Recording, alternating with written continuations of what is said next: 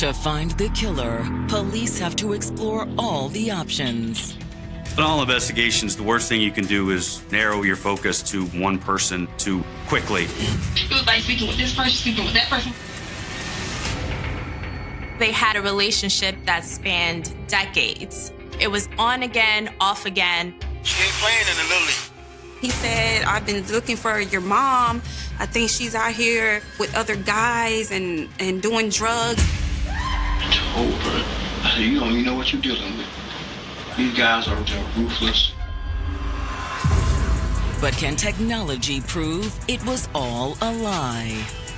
They turned to traffic cameras and license plate readers. The videos were very big. They seen that he was the last person with the vehicle.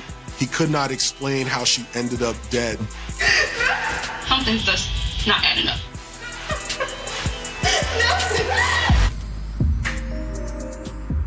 October 26th, 2019. It's Saturday afternoon in West Palm Beach, Florida. A city of 120,000 just across the Intercoastal Waterway from its better-known neighbor. West Palm Beach is a middle-class working neighborhood, and it's right next door to Palm Beach, which is really the affluent area. Many of the people that live in Palm Beach, they rely on the people in West Palm Beach to provide the services that they're going to need. One of those hardworking people is 59-year-old security guard Deborah Dunbar. She loved to work. She was a workaholic. But around noon that day, Deborah's stepdaughter Elizabeth calls Palm Beach County 911 to request a welfare check at her mother's house. Yes, I've tried texting her. I've tried calling her. She's not responding. It was a few days I haven't heard from her. She's been calling her, texting her, no answer. Her calls are going straight to voicemail. This was not like her mother. So earlier that morning, Elizabeth had decided to go check on her. Mom? Mom, are you in there? I called out to her as loud as I could, and I didn't get any response. I looked through the front windows of the house. I didn't see anybody. She also notices that her mother's SUV isn't in the driveway. She wonders if her mother has gone somewhere unexpectedly, but decides to go around back and check just in case. But nothing can prepare her for what she finds. In the back, there's a small kitchen, and when you look through that window, the refrigerator is the first thing you see. I looked through the window, and there was blood all over the refrigerator.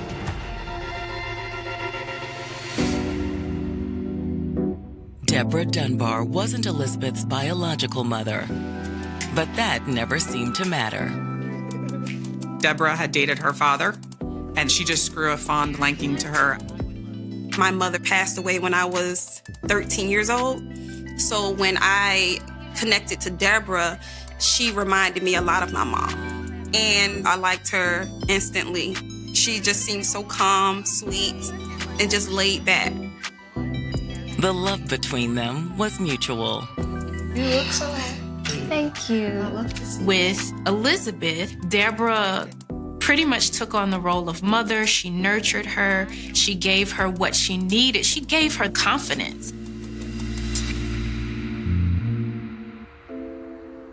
And while things didn't work out between Deborah and Elizabeth's father, she remained a part of Elizabeth's life.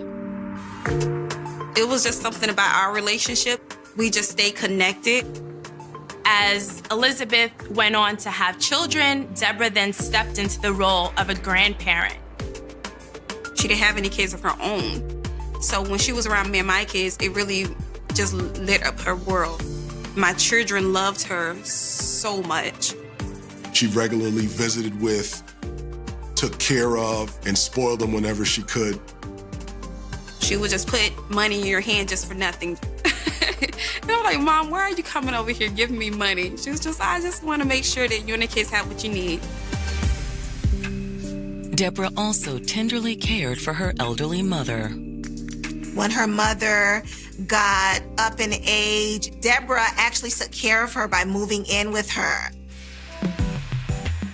That desire to help people is also part of what first attracted her to Leon Thomas. Leon was a bit of a lost soul who struggled in the aftermath of a near-fatal shooting. Because she has that nurturing spirit, she did the best that she could to try and help him to get better. I'm too pretty to be hanging with a bum like me. You'll be up on your feet in no time. When Deborah met Leon, they hit it off. He was a confidant, he was a friend, and eventually their relationship blossomed and they became boyfriend and girlfriend. The best thing about being shot is you. You know that?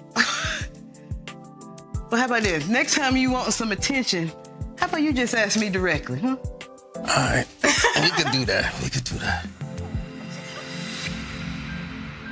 The pair dated for more than 2 decades. And then in 2012, they got married. And at that time, Leon moves in with Deborah and her mother. To make ends meet, Deborah found work as a security guard, while Leon cooked at a popular local restaurant. We used to go to the restaurant Milligan's in West Palm Beach, and he was the top chef there. And every time we would go, she would request for her husband to cook our dishes, and he would bring it out, and he would be so kind and smiling and happy. But then in early 2019, Deborah's life was thrown into disarray. The death of Deborah's mother really impacted her. She was really empty, and she would tell me, I miss her so much. She started losing weight. She became depressed. It was also uncertain whether Deborah could remain in her mother's house. Her mother had a reverse mortgage on her house. So when she died, Deborah wasn't sure if she could come up with the funds to stay there.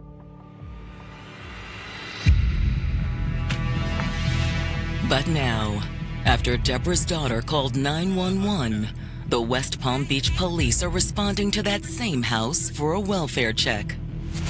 Last name spoke to his wife.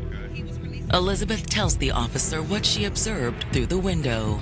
The refrigerator has blood scattered all over it. I was freaking out still, and I said, I need to know, is she in the house? At that point, police and EMTs force entry into the home. And once they entered, they discovered a very violent crime scene. There's blood everywhere.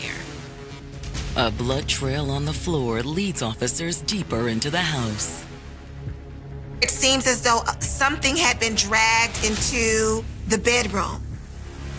And the end of the trail reveals another gruesome scene. There's a body. After the death of her elderly mother, Deborah Dunbar and her husband Leon Thomas faced an uncertain future. Deborah wasn't sure if she could come up with the funds to stay in her house. She tried to put on a good face. She was still a really good grandmother, a really good mother, but inside, she was going through a lot of emotional turmoil. And now a bloody scene has led officers to a dead body inside her South Florida home. There was a blue tarp with a comforter over the body. But lifting the tarp, officers confirm that the body is Deborah. Around her body, it's wet, and it's surrounded by bags of melted ice. Apparently, someone may have been trying to slow down the decomposition of her body so that she would not be found quickly. After finding the body, the officers secure the scene and wait for homicide. I tried to rush into the door, and they stopped me. And they said, you're going to have to go down to the police station first for questioning. While patrol officers transport Elizabeth to the station for a formal statement, homicide detectives arrive on scene to start their investigation. Once we got to the scene and we started our visual examination, we concluded there was multiple lacerations to the head. She had met a very violent death. And there's plenty of evidence from every time her killer took a swing. You had blood cast off on the floors, in the kitchen, in the dining room. There's blood everywhere, smeared all over the house. I could say with 28 years at the police department, that was the most violent crime scene I had ever been a part of. Analyzing the blood patterns, detectives surmise what might have happened. Our best estimations was probably the incident began in the living room and it went to the kitchen where you had blood all over the walls. Then, once Deborah was dead or dying, the killer dragged her body back to the bedroom, wrapped her up, and tried to put her on ice to buy some time. Detectives also searched the scene for any evidence of a murder weapon. They don't find an obvious weapon, but they do find something unusual.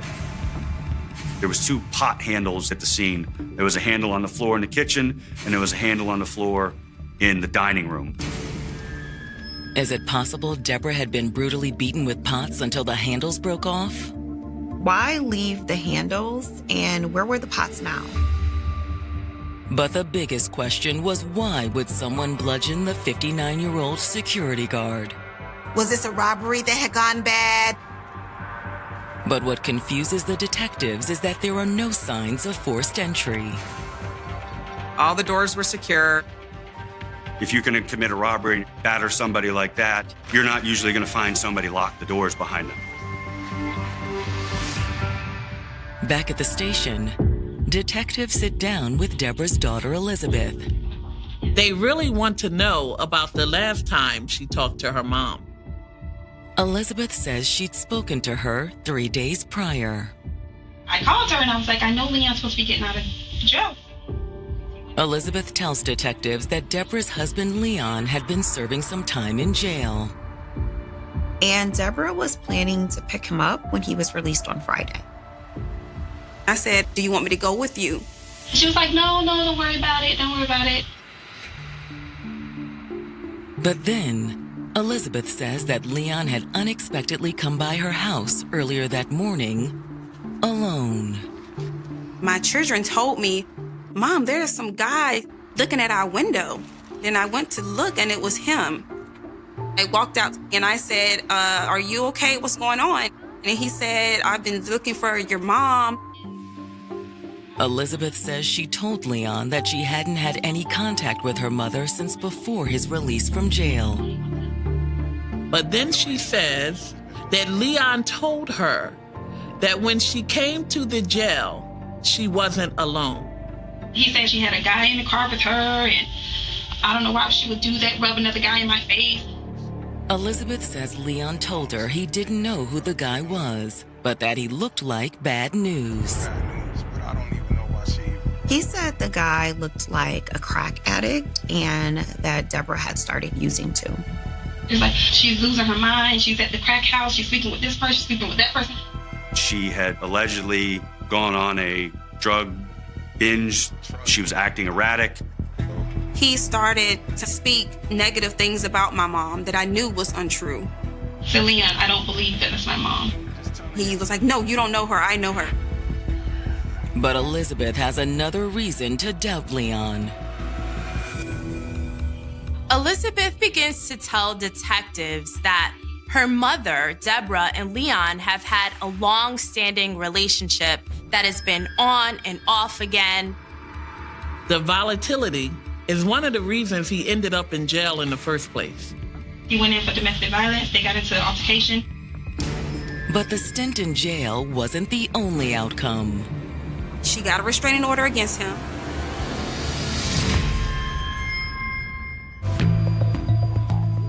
Deborah Dunbar's stepdaughter has just told the detectives investigating her murder that Deborah's husband, Leon Thomas, had just been released from jail after being arrested for domestic violence. Deborah had filed the charges and had also taken out a restraining order on Leon.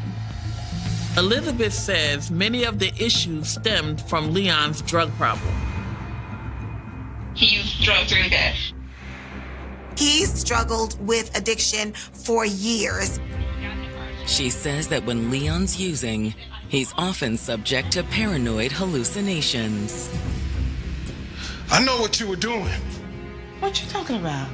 Elizabeth tells police that one of the last domestic violence incidents with her mother was when Leon was sort of having a drug-infused hallucination and thought that he saw Deborah in a crack house cheating on him. She said he looked like he was high.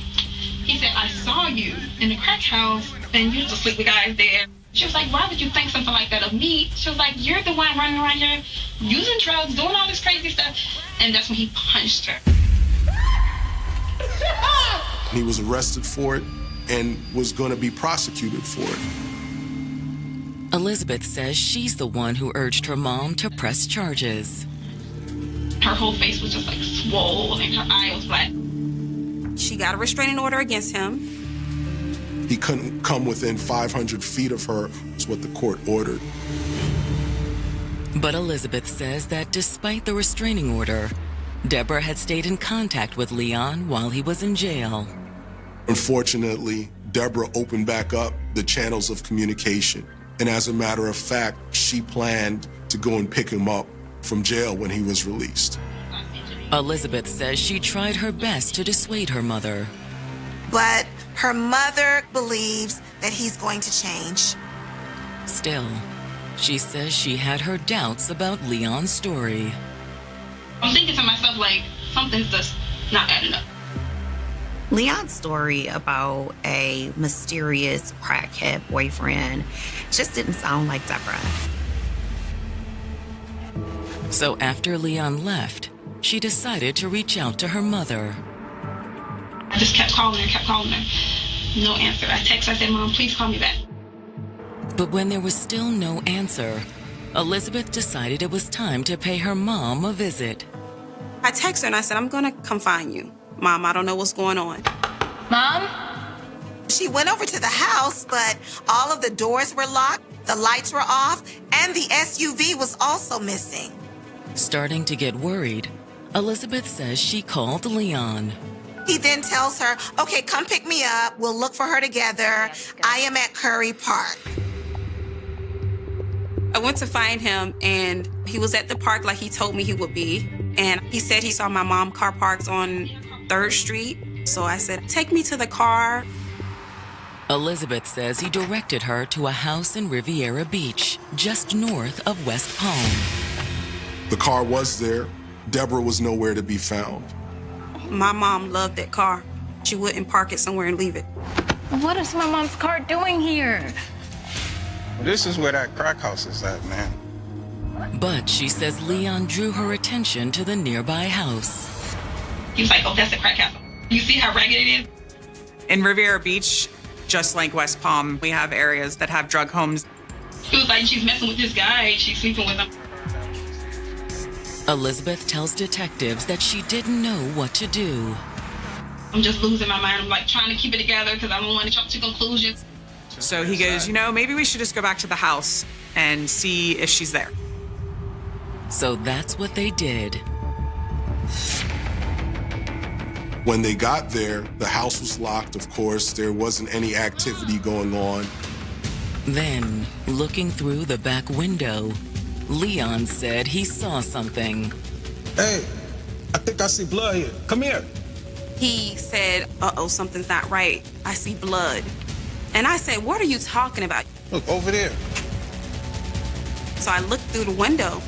Right there, you see it? That's when I saw the blood scatter on the refrigerator and blood on the kitchen floor. I need to call the police. Now that's when I panicked and I said, oh no, I have to call the police. And he's like, well, I can't be here. If you do that, I have to leave. I have a restraining order. He goes, could you please drive me back? So she's like, sure. And as she's driving him back to Curry Park, she calls 911. I told him to meet me at the address. But was the restraining order the only reason Leon didn't want to be there when the cops showed up? After all, he's just gotten out of jail for abusing Deborah, and now she's beaten to death. But Elizabeth can't fathom that her mom's husband would have done something like this. I don't really think that he would go that far. But if not Leon, then who? Could Deborah's mysterious new boyfriend be the one who committed this crime? But Elizabeth is adamant that her mother would not be hanging around in crack houses. She's not like that. My mom goes to church every Sunday. However, investigators are less sure. Despite her daughter's claim that Deborah would not be hanging out with addicts, she was with Leon. Hoping to get Leon's side of the story, detectives ask Elizabeth to guide them to where she left Leon. They said, "Do you know where her husband is?" And I said, "I know exactly where he is." And I drove them directly to him. He was very polite when we spoke with him. While chatting, he starts with the same story that he told Deborah's daughter. She brought a boyfriend with her. Police are quick to ask him why she would do that. She was just showing me she going on with her life, I reckon. Still, he tells police that he accepted the ride, at least at first. Within a few blocks, Leon says he changed his mind. I got us, I can't do this. I said, I'll catch you, bus. And he said that was it. He got out of the car and never saw Deborah again. His estranged husband, Leon Thomas, has told the police investigating her murder that he last saw Deborah when she dropped him off at a bus stop the day before. He said he wasn't comfortable being around Deborah's new boyfriend. What's the boyfriend's name? I don't know the guy's name. He also reiterates what he told Deborah's daughter about her doing hard drugs. She ain't playing in the Little League. According to Leon, her newfound addiction was taking a visible toll. He said she'd lost a noticeable amount of weight. You know, she was thick. Leon agrees to come into the station for his official statement, where he maintains that he bailed on Deborah and her new boyfriend as soon as he could. I said, nah, I can't do this. I got my belongings. I got out the truck. He says that once Deborah dropped him off, he'd gone to Mulligan's and picked up a shift. Then after work, Leon says he had his friend Jimmy give him a ride. He claims at that point he was ready to be done with Deborah. Except that's when her daughter started calling him. She's steady calling me, says, Mom not answering the phone. She never turns her phone off like this. Never, ever. At first, he says he tried to stay out of it. I said, I don't know anything about that. I cannot call her. I said, just please understand. I said, it will get me in trouble. But then it all started to nag at him too, so he went looking for Deborah. I'm thinking I already know where she at. I'm just seeming to see my mind right. So I walked all the way to Revere. That's where he says he saw Deborah's SUV parked outside. To be honest with you, it's a straight up dope house. Nothing goes on there but drugs and prostitution. Leon claims he never went into the house or tried to confront Deborah. But he admits he was nervous that something might have happened to her. So he says that's why he went to her daughter's house to tell Elizabeth what her mother had been up to. He says he was worried about her. I said, please, go by there. I cannot go by there. But when Elizabeth called him an hour or so later and couldn't find her mother, he agreed to let her pick him up. He says he directed Liz to her mother's SUV, showed her the crack house, and then they went to Deborah's place. Leon says that at first, he waited in the car while Elizabeth looked around. Initially, she tells Leon that she doesn't see anything. I said, no, you got to know how to look. He ends up getting out of the car and goes to the back of the house with her.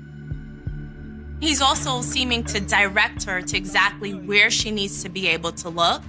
And that's when they spot the blood. I said, look real good. She finally saw it. But when Elizabeth started to call the police, Leon says he asked her to drop him off at the park. I said, I've already went beyond my limit. Leon tells detectives that's the only time he'd been to the house since he got out of jail. Did you do anything to your wife? No. How? Did you hurt her? I'm just asking. I have to ask. But the detectives aren't so sure. During the process of police questioning Leon, they happened to notice that his hand was cut and also swollen. When you have the suspect in there, especially when it was a violent encounter, you would look to see, obviously, for physical injuries. They asked him about that injury. He said, well, I was helping out a friend. He claimed that he was working with his friend Jimmy on a car, and he hit his hand and it got cut. The detectives don't necessarily believe Leon, but they also don't have enough to hold him. Not even for violating Deborah's restraining order. Since she was the one that went to the county jail and picked him up, she violated the no contact order. So it was kind of like, it was a moot point to be able to make that arrest. It wouldn't have stuck. So that was why we decided to let him walk out the door. However, the detectives do follow up with Leon's friend, Jimmy. Yeah, I know Leon. I just given him a ride the other day. He even told Jimmy that Deborah had come and picked him up at the jail with somebody else in the car. But as far as them working on a car and Leon getting injured, Jimmy didn't know anything about that. But I know he must have cut it before we met up. In fact, when he picked up Leon, he noticed that his hand was already in a bandage. Detectives investigating Deborah Dunbar's murder have just caught her husband Leon Thomas in what appears to be a lie. Leon told detectives that he had hurt his hand while helping his friend Jimmy work on his truck. When detectives reached out to Jimmy, Jimmy said he didn't help me do anything. When I met him, his hand was bandaged up. So he was definitely a liar. But was it a lie to cover up the fact that he injured himself when beating Deborah to death? That's what Jimmy thinks.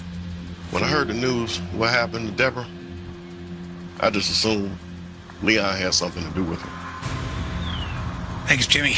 We'll be in touch. But while the discrepancies between Leon and Jimmy's stories are enough to raise detective suspicion, they're not enough to make an arrest.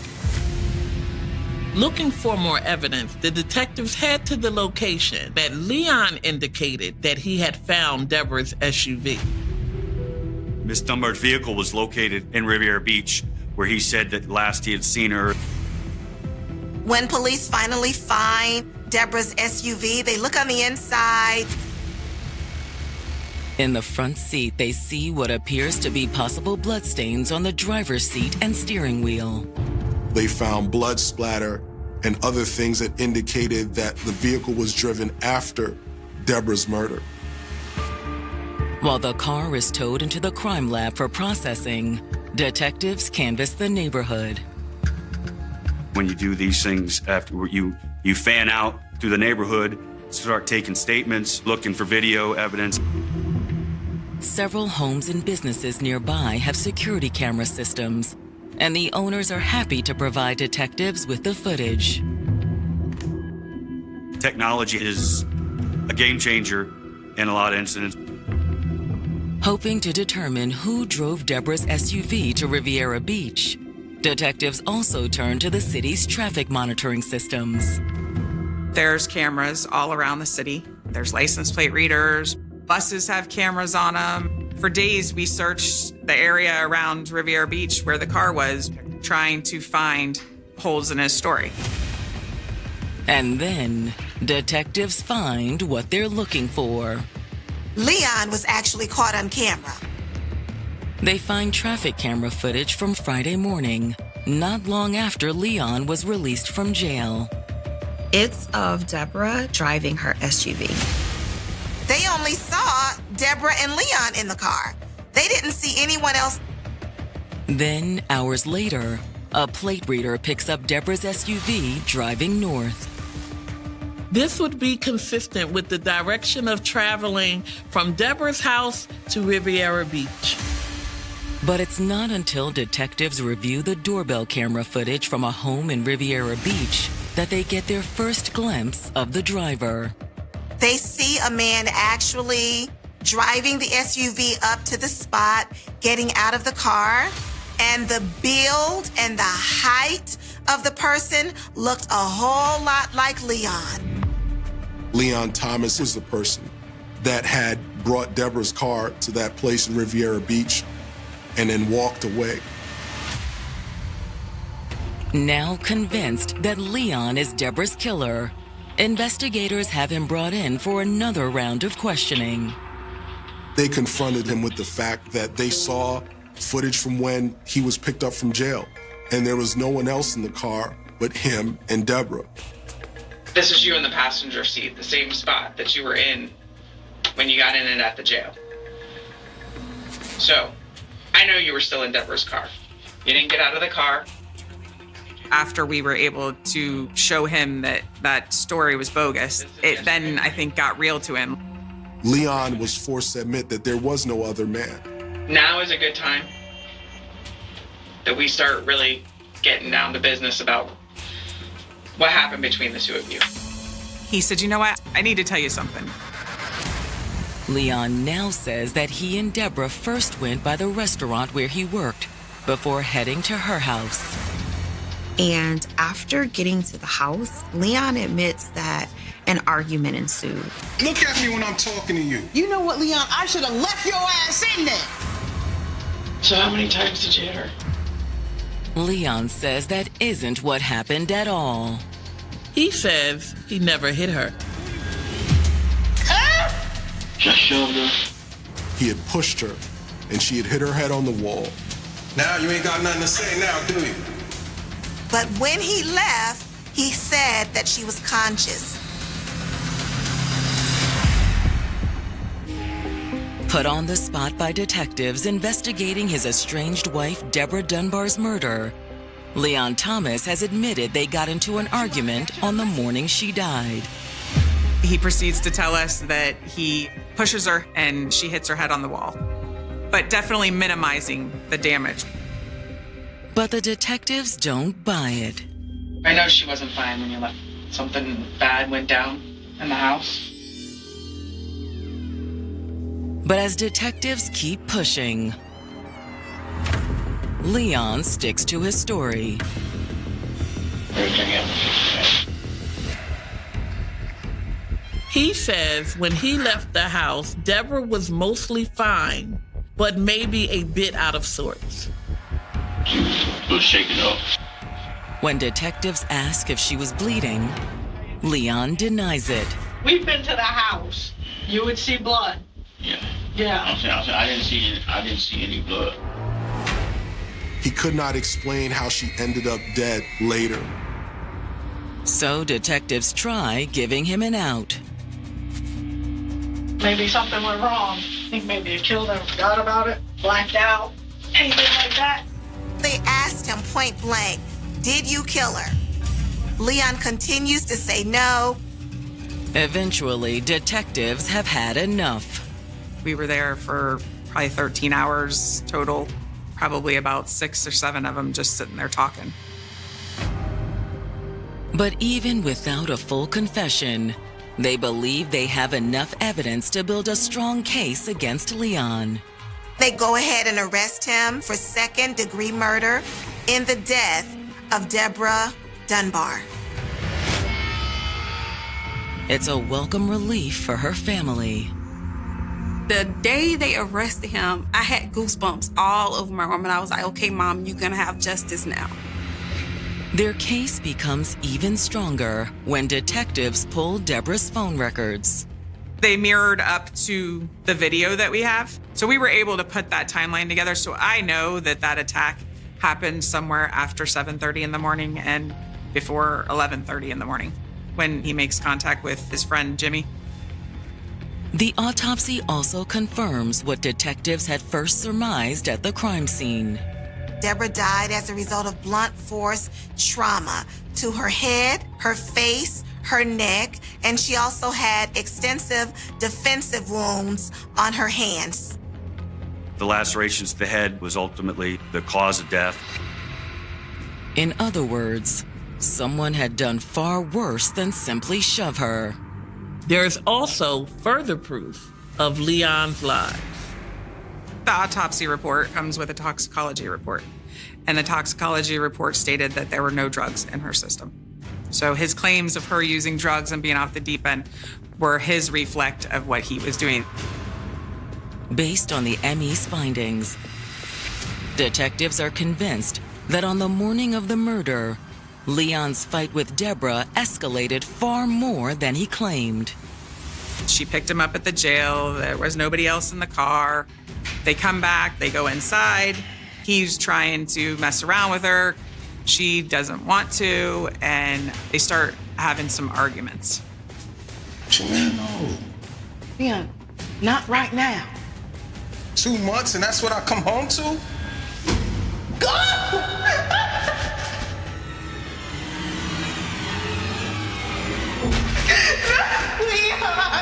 We believe the first contact between Miss Dunbar and Mr. Thomas occurred in the living room, and then ultimately it moved to the kitchen and the dining room area.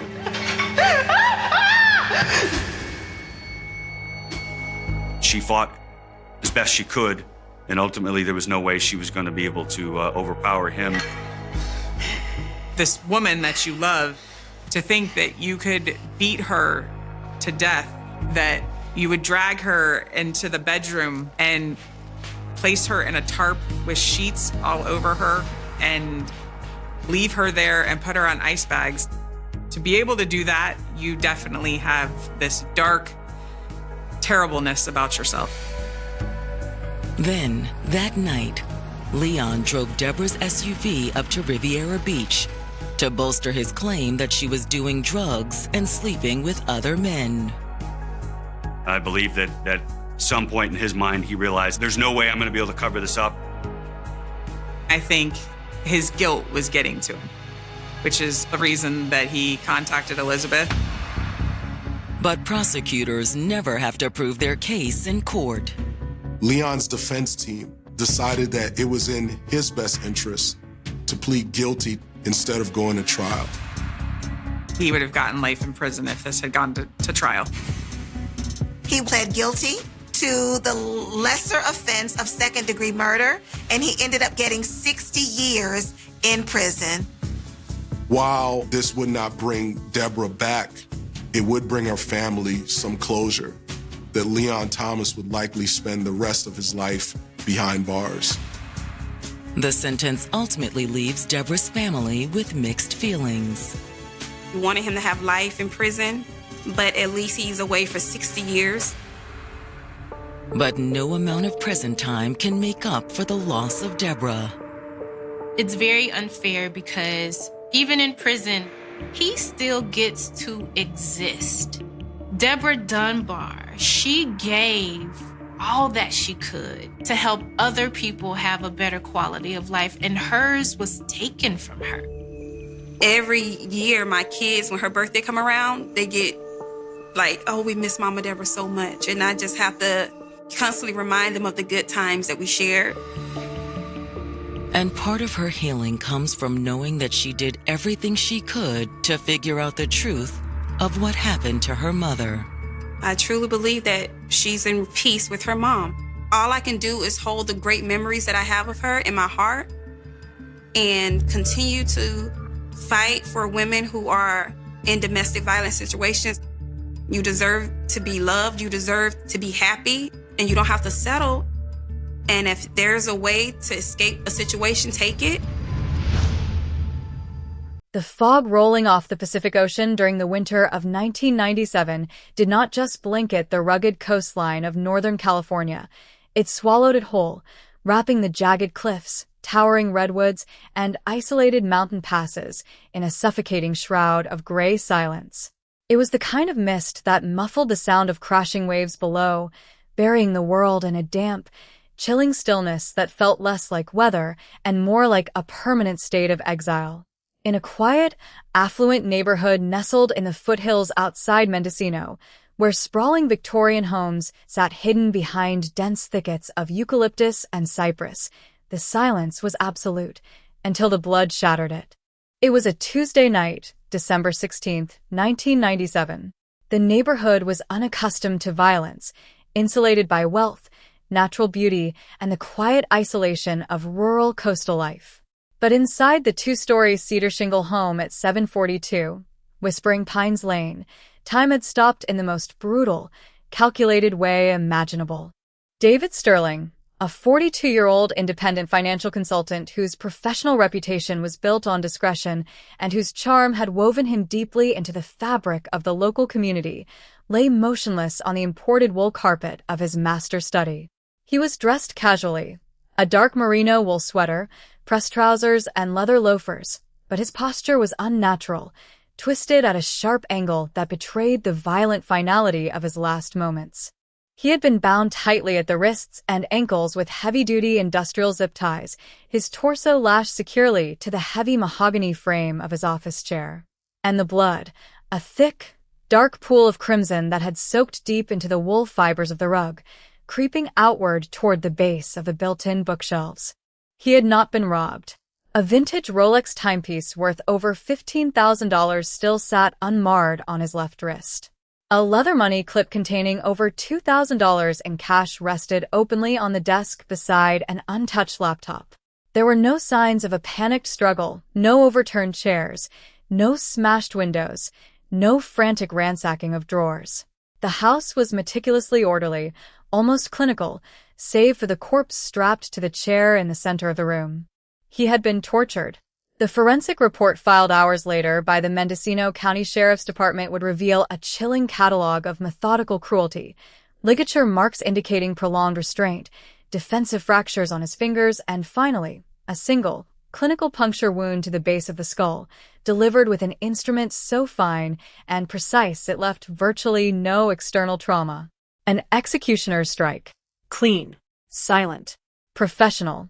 When the first patrol units arrived, their blue and red emergency strobes cutting erratic geometric patterns through the thick coastal fog, the scene was already a labyrinth that defied logic.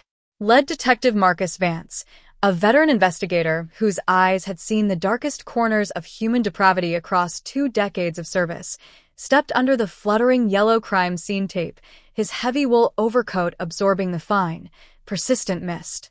Inside, the air smelled of ozone, expensive cologne, and the sharp, coppery scent of fresh blood hanging heavily in the closed room. Detective Vance knelt beside the bound body, his gloved fingers hovering just above the zip ties before taking in the chilling symmetry of the workspace. This wasn't a personal dispute, Vance muttered to his partner, flashlight beam cutting across the dark room.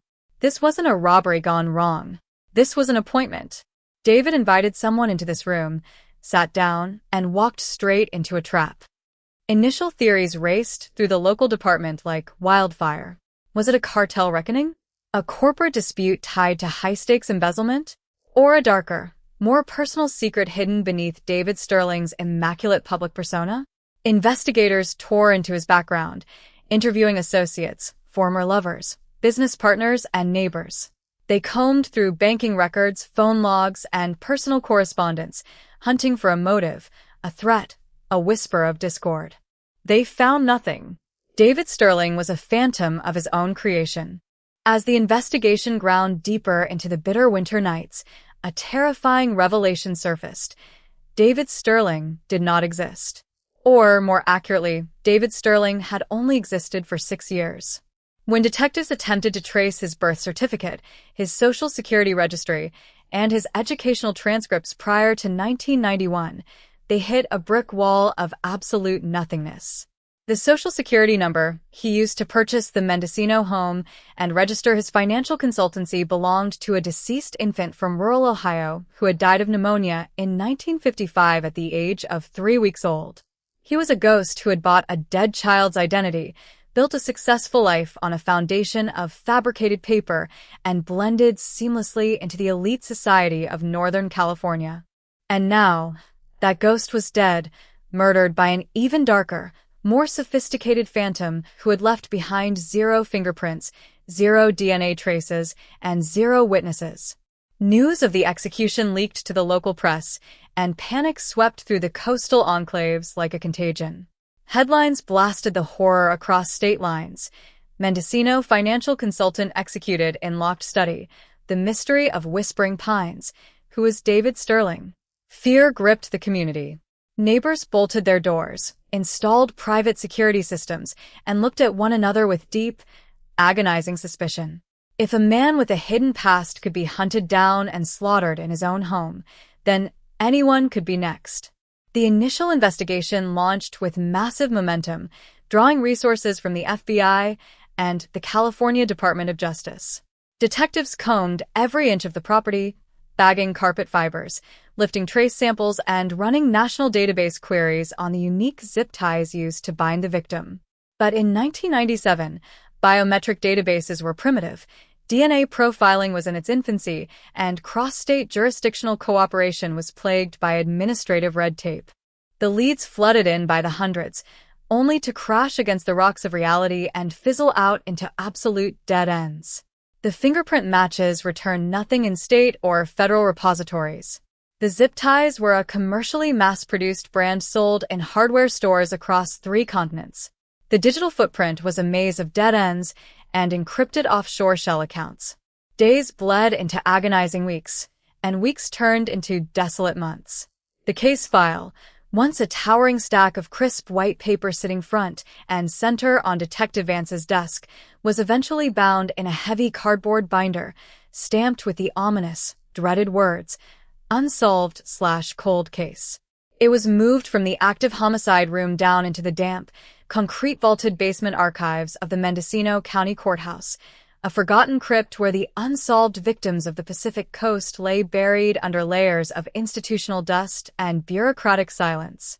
For years, the murder of the man known as David Sterling remained a chilling campfire story told in whispers around coastal dining tables.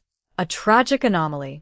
A monster who had hunted another monster in the fog, leaving behind a community scarred, a family shattered, if he even had a real family, and a murder board frozen in time. Year after year, the anniversary of the slaying would bring a brief, obligatory snippet on the late-night regional news before the broadcast swept onto tourism reports and weather forecasts. The world kept spinning. Technology evolved at an exponential, terrifying speed. The digital revolution transformed smartphones from novelties into extensions of human consciousness, and the advent of high-speed internet turned local archives into a global ocean of interconnected data. And with that digital revolution came a new, unstoppable force, one that would eventually shatter the wall of silence protecting the most elusive predator Northern California had ever known. The damp, salt-laden chill of the Mendocino coast during the late winter of 1998 did not care about unresolved mysteries. It simply seeped into the marrow of the county courthouse, wrapping itself around the cardboard boxes and filing cabinets where the David Sterling homicide file lay entombed. Down in the basement archives, away from the fluorescent hum of active investigations and the sharp clatter of typewriters and early computer terminals, the case was reduced to dead weight. A collection of Polaroids showing a blood-soaked wool carpet, a stack of forged bank statements, a melted plastic zip tie, and a fingerprint chart that had been run through every automated fingerprint identification system west of the Mississippi without producing a single affirmative hit. For Detective Marcus Vance, walking past that basement door every morning felt like carrying an unhealed fracture in his spine. He was a man defined by conclusions, by the satisfying snap of steel cuffs and the closure of a courtroom gavel. But the Sterling file offered none of that. It was an intellectual dead end, a locked room puzzle constructed by a ghost who had mastered the art of non-existence. Upstairs, the administrative machinery of the Mendocino County Sheriff's Department was already pivoting toward newer, solvable tragedies, domestic disputes, highway accidents, drug running out in the remote cannabis farms tucked deep into the Emerald Triangle. David Sterling became a ghost story told by rookie deputies during graveyard shifts, a dark legend of a dead man murdered by another dead man in a house overlooking a foggy sea. Yet, out in the real world, the ripples of that December night continued to expand in ways the local police could never have anticipated. Because David Sterling was a fiction, his financial empire, built on sophisticated arbitrage, shell corporations, and offshore accounts registered in the Caymans and the Isle of Man, imploded the moment his death certificate was filed under a question mark. The liquid assets, totaling nearly $12 million in unallocated capital, sat in limbo. Federal receivers, forensic accountants, and international tax investigators swarmed over the corporate carcass like vultures picked clean by the wind. Among them was Elena Rostova, a tenacious forensic auditor with the United States Department of the Treasury who specialized in untangling illicit capital flight and corporate identity laundering. While local homicide detectives were looking at blood spatter and ligature angles, Elena was looking at the ledger. She didn't care about the man lying dead on the wool carpet. She cared about the pipeline of money that had funded his luxurious coastal lifestyle. Sitting in a cramped, windowless federal office in San Francisco 3 months after the murder, Elena stared at a high-resolution microscopic scan of a wire transfer authorization slip dated November 1993. It was signed with David Sterling's immaculate, flowing cursive. Most auditors would have seen a standard offshore transfer. But Elena had spent 15 years studying the distinct behavioral quirks of financial criminals, the subtle, involuntary habits of pen pressure, letter spacing, and microtypographical errors that remain consistent even when an individual is writing under a completely fabricated name. She pulled up a comparative database of financial fraud cases from the late 1980s, files that had been archived by federal regulators following the savings and loan crisis. Her eyes locked onto a signature from a defunct investment firm in Seattle, Washington, dated 1986. The name on the account was different, Arthur Pendleton. But the looping capital S, the exaggerated crossbar on the lowercase t, and the distinct tremor in the upward stroke of the final N were identical. Elena's pulse spiked. She cross-referenced the Arthur Pendleton file against the Social Security Death Index, historical driver's license registries, and postal inspection logs. Arthur Pendleton hadn't just died or vanished. He had evolved. He was part of a rare, highly specialized breed of white-collar chameleon, individuals who didn't merely steal an identity to commit a quick credit card fraud, but who completely shed their biological skin, adopting a dead infant's persona with such surgical precision that they could pass credit checks, background screenings, and international security clearances. She picked up her desk phone and dialed a direct extension into the FBI's San Francisco field office, bypassing local jurisdictional friction entirely. "I have something on the Mendocino John Doe case," Elena said, her voice sharp and immediate as soon as the line connected on the other end. David Sterling wasn't just a local financial consultant running a mild scam. He was a professional identity thief operating at a tier of sophistication that the local sheriff's office couldn't possibly fathom. And more importantly, the financial pipeline he was managing didn't originate from stock trading or corporate consulting. It came from an escrow account linked to an unsolved federal extortion ring out of the Pacific Northwest. The federal machinery ground into motion, slow at first, then with accelerating weight. Special Agent Thomas Vance, no relation to the Mendocino detective, though sharing a last name that seemed to haunt every corner of this dark saga, was assigned to review Elena Rostova's findings. Agent Vance was a quiet, relentless federal investigator with a specialty in interstate fugitives and violent economic crimes. When he pulled the Mendocino homicide file and laid it side by side with the federal financial archives, he saw what the local detectives had missed in the fog of 1997. David Sterling wasn't killed over a local business dispute. He was executed because his past had finally caught up with him. Someone from his true, forgotten life. Someone who knew who he really was before he bought a dead baby's birth certificate in Ohio, had tracked him to that 2-story cedar shingle home on Whispering Pines Lane and delivered a silent, professional message. Agent Vance immediately contacted Detective Marcus Vance in Mendocino.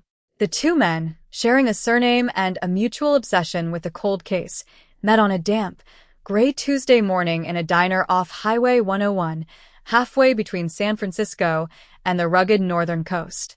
The diner smelled of frying bacon, old coffee, and wet wool.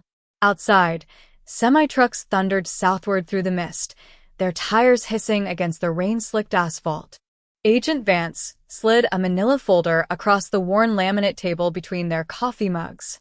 Inside were 3 pages of financial routing logs and a blown-up forensic comparison of handwriting samples from Seattle, 1986, and Mendocino, 1997. Your victim wasn't David Sterling, Agent Vance said, leaning forward, resting his forearms on the table. And he wasn't Arthur Pendleton either. Do you know who he was before he bought that dead child's Ohio birth certificate in 1991, Marcus? Detective Vance stared down at the documents, his weathered face tight with frustration. We checked national databases for months. The DNA didn't match anything in Cody's. The fingerprints came up empty. Because his fingerprints weren't in any criminal database, Agent Vance replied quietly. And his real DNA wasn't in Cody's because he was never arrested under his true name. But his financial signature? That's harder to scrub than a fingerprint. Every time a chameleon moves money across state lines, he leaves a trail of breadcrumbs written in ink and routing numbers.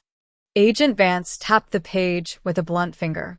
Your dead man in Mendocino was born Richard Allen Miller in Tacoma, Washington, in 1948. In the late 70s and early 80s, Miller was the primary financial architect for a violent underground network operating out of the Pacific Northwest, a crew specializing in corporate extortion, high-end jewel heists, and systematic identity laundering.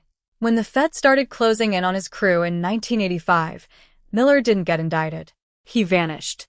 He murdered a 3-week-old infant in Ohio, stole his identity, built a new life as Arthur Pendleton, and then scrubbed that identity to become David Sterling in Northern California.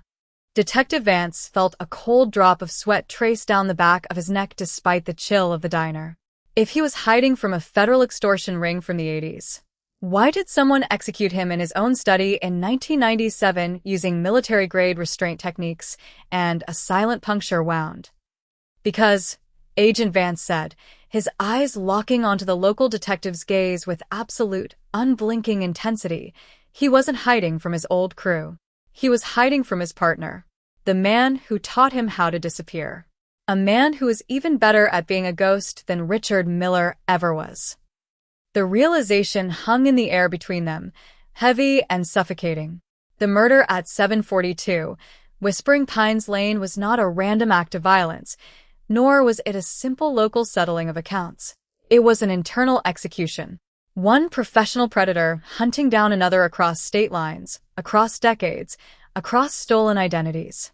Back in Mendocino, Detective Vance reopened the physical case file, not as a dead cold case sitting in a forgotten basement, but as an active, cross-jurisdictional federal manhunt.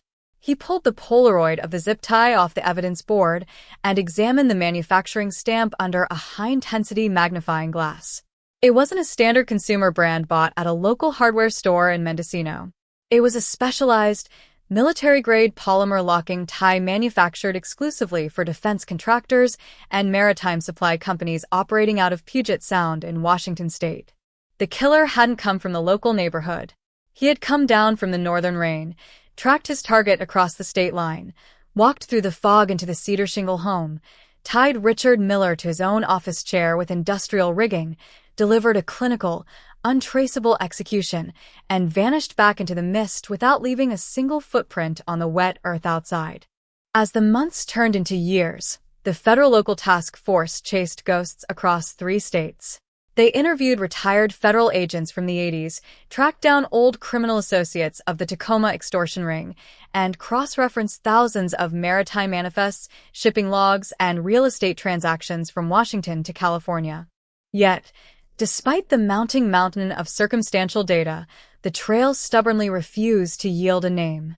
The killer remained an invisible shadow, a phantom who had outsmarted both federal investigators and local detectives, leaving behind a cold case that seemed destined to remain an eternal enigma on the rugged Pacific coast.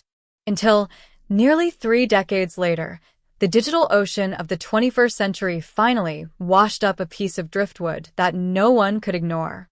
The gray, unrelenting fog that rolled off the Pacific Ocean during the late autumn of 2005 clung to the windows of the Mendocino County Courthouse like a wet shroud, mirroring the stagnant reality of the David Sterling homicide file.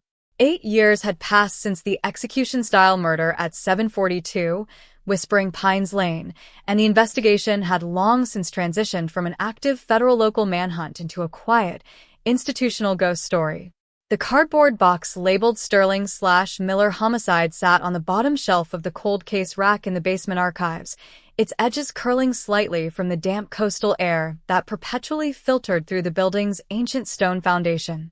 For Detective Marcus Vance, now just 2 years away from a hard-earned retirement, passing that shelf every morning was an exercise in professional frustration. He had spent the late 90s chasing the shadow of Richard Allen Miller, the Tacoma-born chameleon who had stolen a dead infant's identity, built a financial empire on fabricated paper, and ultimately met his end at the hands of a partner who was even more invisible than he was. But the trail had frozen solid. The maritime supply companies in Puget Sound had archived or shredded their 1997 shipping manifests. The federal extortion ring from the 1980s had either died off, retired to anonymous corners of the country, or retreated deep into the criminal underground. And the specialized military-grade zip ties used to bind Miller to his office chair had yielded no residual touch DNA under the primitive forensic testing standards of the turn of the millennium. Yet, while the physical case file gathered dust in a county basement, the digital world outside was undergoing a violent, seismic transformation. The dawn of the high-speed internet, the proliferation of digitized public records, and the birth of social media platforms were slowly stitching together a global web of interconnected data. Old paper archives that had once been locked away in isolated county courthouses across America were being scanned, indexed, and uploaded into massive, searchable cloud databases. Across the country in Washington, D.C., a quiet revolution was taking place inside the federal government's investigative analytics divisions. Advanced biometric cross-referencing software, capable of comparing millions of facial structures, fingerprint vectors, and handwriting algorithms simultaneously, was finally coming online. Special Agent Thomas Vance hadn't forgotten about Richard Allen Miller. Even as he was promoted to head the FBI's Interstate Fugitive and Cold Case Analytical Group, the unsolved execution in Mendocino remained his white whale. He knew instinctively that a professional killer, someone capable of executing a clinical, untraceable hit using specialized maritime zip ties and an executioner's puncture strike, did not simply retire after a single masterpiece and vanish into thin air without ever making a mistake. Predators of that caliber operated on patterns. They left echoes in other jurisdictions, other states, other decades. Working in secret coordination with independent financial auditor Elena Rostova, who had transitioned from Treasury audits into private forensic investigations, Agent Vance initiated an unauthorized, deep-dive data sweep across 30 years of unsolved homicides and suspicious disappearances spanning the entire West Coast. They weren't looking for local disputes or passion crimes. They were hunting for structural signatures. Murders characterized by professional restraint, lack of forced entry, zero financial motive, and the distinct absence of physical forensic evidence. In November of 2007, 10 years after the body was found in Mendocino, the analytical algorithm flagged an obscure, buried file from the winter of 1982 out of Portland, Oregon. It was a cold case involving a 45-year-old maritime shipping broker named Marcus Thorne, who had been found dead inside his locked, third-floor corporate office overlooking the Willamette River.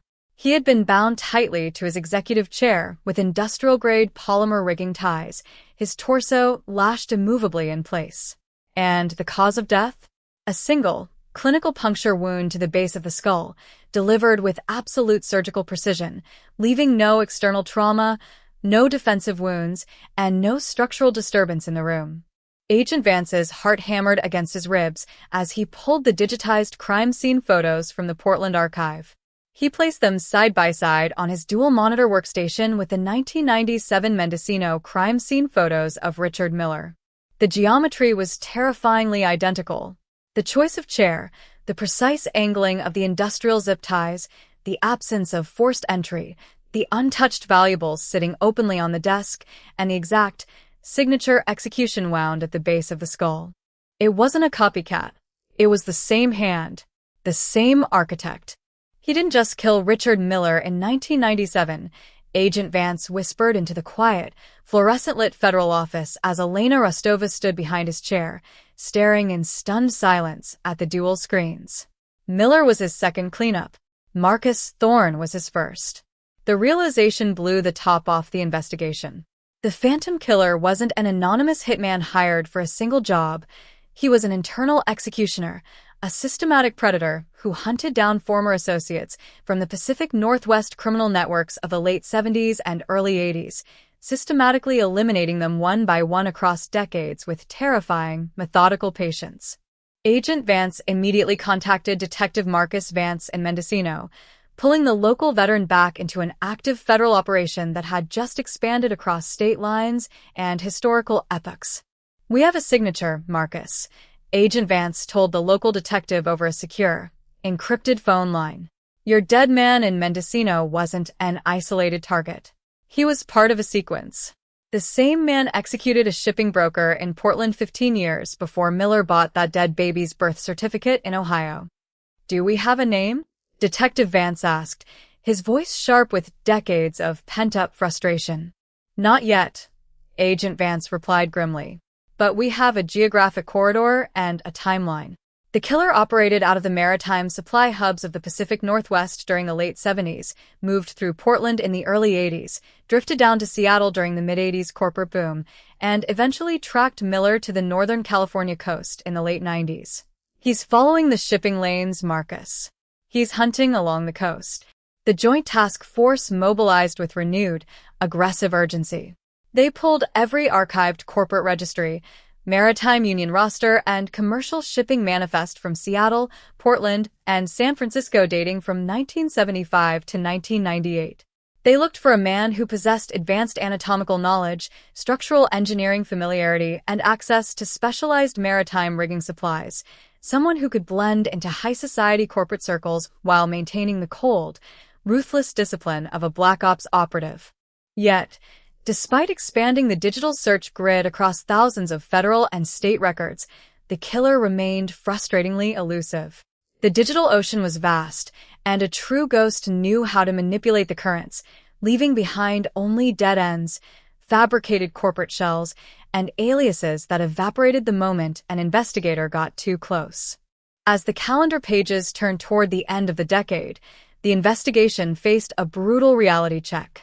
Traditional law enforcement channels were once again hitting the walls of institutional limitation.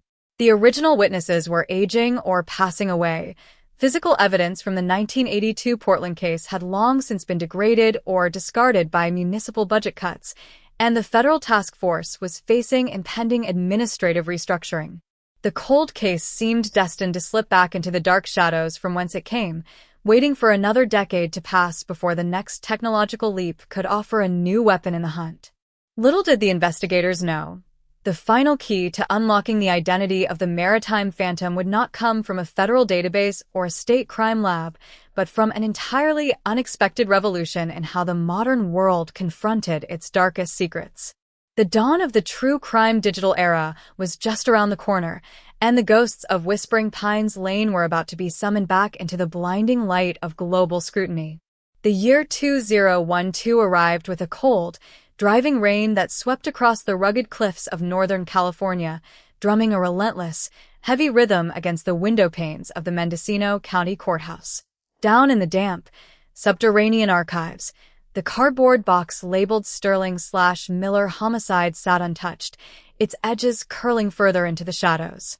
Detective Marcus Vance had officially retired 2 years prior, handing in his badge after 33 years of service, but the ghost of 742, Whispering Pines Lane, had followed him into retirement, lingering in the quiet hours before dawn like an uninvited guest who refused to leave. Upstairs, the active homicide division had long since moved on, replaced by younger investigators who viewed the late 90s murder as an ancient maritime legend, a campfire tale of a dead man killed by another dead man in a house overlooking a foggy sea. But out in the wider world, the tectonic plates of crime investigation were shifting violently beneath the feet of traditional law enforcement. The digital revolution had mutated from static databases into an interconnected global web. Investigative journalism had escaped the printed page and the traditional evening broadcast, transforming into immersive, long-form digital audio documentaries. True crime podcasts were rapidly evolving into a cultural juggernaut, giving ordinary citizens access to real, unexpurgated police files, crime scene photographs, and forensic data that had once been locked away behind institutional walls. Among the new wave of independent investigative journalists was Sarah Lynn, a meticulous, obsessive researcher with an unyielding conviction that no cold case was truly dead, only unexamined. Operating out of an independent media collective, Sarah had spent years cutting her teeth on forgotten homicides across the American South before turning her analytical lens toward the untamed, mist-shrouded coast of the Pacific Northwest and Northern California. In the autumn of 2014, while researching a series of anomalous corporate bankruptcies tied to shipping fraud in Puget Sound from the late 1980s, Sarah stumbled across an obscure federal cross-reference link that had been quietly logged by Agent Thomas Vance's analytical task force years earlier. It was a digital dossier connecting the 1997 Mendocino execution of Richard Allen Miller, alias David Sterling, to the 1982 Portland execution of maritime broker Marcus Thorne. The connection hit her like a physical blow. 2 executions, 15 years apart, separated by hundreds of miles of coastal highway, executed with the exact same anatomical precision, the same industrial rigging ties, and the same complete absence of conventional motive. Sarah didn't just see a cold case. She saw the architecture of an undiscovered serial executioner, a maritime phantom who had hunted his former criminal associates across decades with terrifying, methodical patience. She packed her recording gear, boarded a flight to San Francisco, and rented a battered sedan to drive up Highway 101 into the damp, fog-drenched expanse of Mendocino County. Her mission was simple: find out why 2 federal investigations had stalled out, locate the retired detectives who had carried the burden of the file, and blow the dust off a story that the establishment had allowed to freeze in the dark. Her first stop was the quiet suburban home of retired Detective Marcus Vance. When Marcus opened his front door, his silver hair uncombed, wearing a faded plaid flannel shirt and holding a steaming mug of black coffee, he looked less like a legendary homicide investigator and more like a weary grandfather resting after a long lifetime of heavy labor. He stared at the young woman standing on his porch under a black umbrella, her canvas backpack slung over one shoulder, her eyes burning with an intense, familiar fire. "You're Marcus Vance," Sarah stated, her voice steady and clear against the background hiss of coastal drizzle. "I'm Sarah Lynn.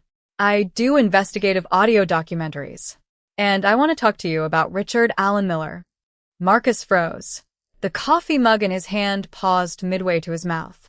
For nearly 2 decades, no one outside a handful of federal agents and forgotten bureaucrats had spoken that name to him. The local media had long since forgotten David Sterling, and the sheriff's department treated the file as an institutional embarrassment. "You've got the wrong house, reporter," Marcus said flatly, his hand tightening on the wooden door handle, preparing to click it shut. "I don't," Sarah replied quickly, stepping one half-step closer, sliding a printed copy of the Portland 1982 autopsy report alongside the Mendocino 1997 crime scene diagrams across the threshold. "I know about the zip ties, detective. I know about the clinical puncture wound to the base of the skull. I know that Richard Miller wasn't killed over a local business dispute, and I know that the federal task force linked him to Marcus Thorne in Portland 15 years prior. You spent your entire career chasing a ghost, and the file is currently rotting in a county basement while the man who pulled the trigger is walking free." Marcus stared down at the documents resting on his porch floorboards. He looked at Sarah's face, not with hostility, but with a sudden, overwhelming wave of exhaustion. The protective wall he had built around 30 years of professional frustration began to crack. He slowly lowered the coffee mug, let go of the door handle, and swung the door wide open. "Get inside out of the rain," Marcus muttered, stepping aside. the coffee's hot, and we have a lot of ground to cover. Over the next 6 hours, sitting at a wooden kitchen table littered with old case notes, photocopied bank ledgers, and Polaroid scans, Marcus laid out the entire harrowing narrative for Sarah Lynn. He walked her through the initial discovery of the blood-soaked wool carpet at 742, Whispering Pines Lane, the revelation that David Sterling was a fabricated identity built on a dead Ohio infant's birth certificate, the federal intervention led by Agent Thomas Vance, and the agonizing frustration of hitting an impenetrable institutional brick wall when the digital search grids went dark at the turn of the millennium. "We knew how he hunted," Marcus said, his voice rough and gravelly as he traced a scarred finger over a map of the Pacific coastline. "He used the shipping lanes. He moved like a shadow between Seattle, Portland, and Northern California. He was an insider within the old Pacific Northwest maritime extortion rings of the late 70s, someone who knew how to launder money, forge corporate identities, and execute clean, untraceable hits without leaving a single speck of DNA behind." "And the federal task force never got a name?" Sarah asked, her portable digital audio recorder blinking with a steady red light between them, capturing every syllable for posterity. "Never," Marcus replied, shaking his head slowly. "The digital tools we had back then were primitive. We were trying to map an ocean using a paper compass. By the time the technology caught up, the trail was 20 years cold, the witnesses were dying off, and the Bureau shifted its priorities toward counterterrorism after 90-1-1. We were left holding a ghost story." Sarah looked down at her recorder, a sudden, sharp clarity crystallizing in her mind. Traditional law enforcement was bound by geographical jurisdictions, bureaucratic budgets, and administrative closures. But an independent investigative platform operating on a global digital network was bound by none of those things.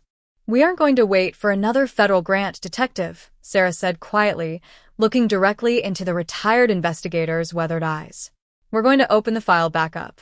Not in a county basement, and not behind closed federal doors. We're going to open it in front of millions of people."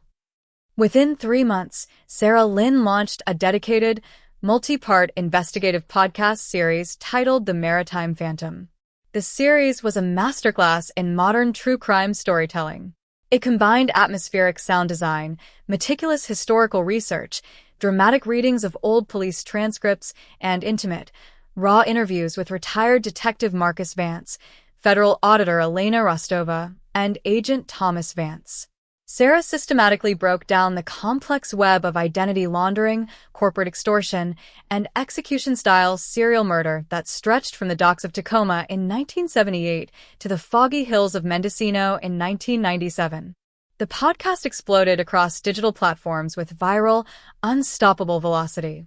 Within weeks of its release, The Maritime Phantom hit #1 on global charts, streaming in millions of earbuds during daily commutes, late-night shifts, and quiet weekend hours.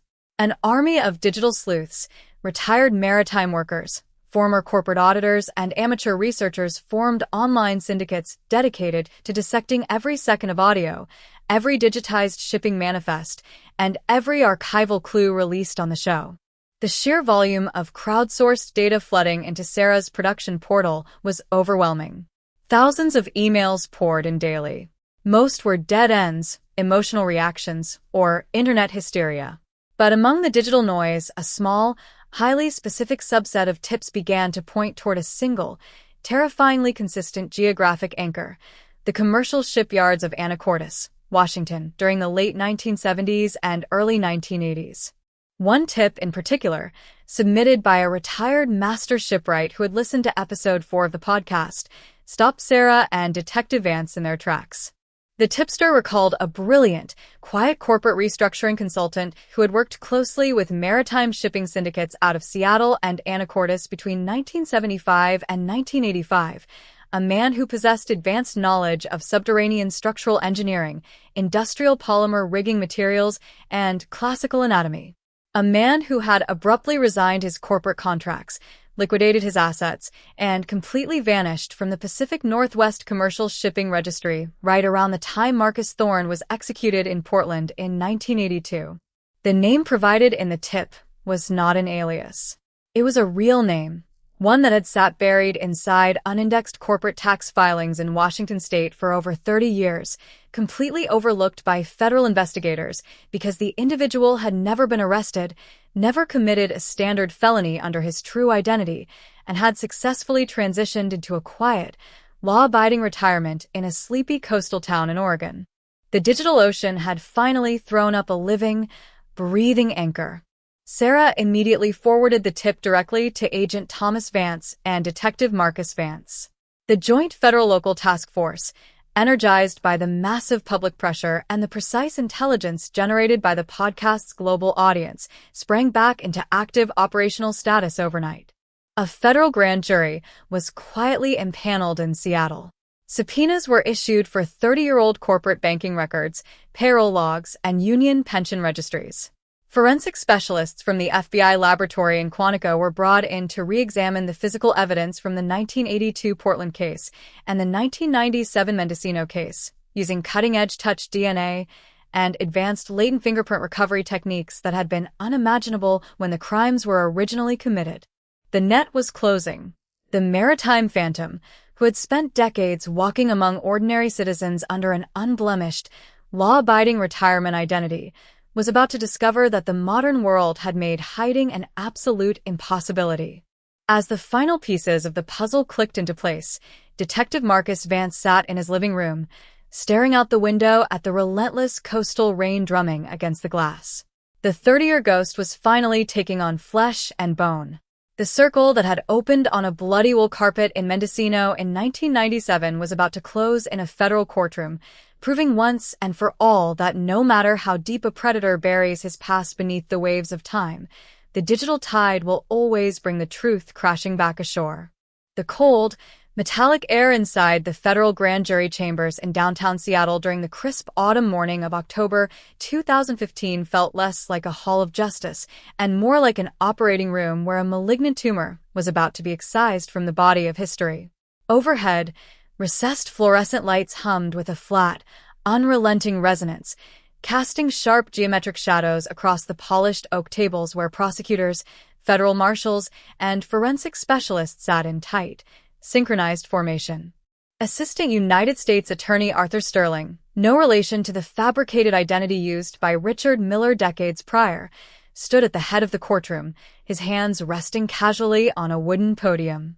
Behind him, mounted on a massive high-definition display screen, was a complex, multi-layered visual matrix, a sprawling digital constellation connecting the 1982 Portland execution of Marcus Thorne, the 1997 Mendocino execution of Richard Miller, and a dense network of corporate shipping registries, union pension funds, and maritime engineering contracts stretching across 3 decades of Pacific Northwest history.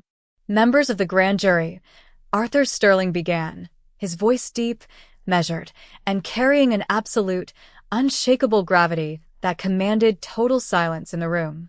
You have spent the past several weeks reviewing historical evidence, ballistic profiles, financial tracing data, and expert testimony regarding a series of calculated, highly sophisticated homicides that span the entire west coast of the United States.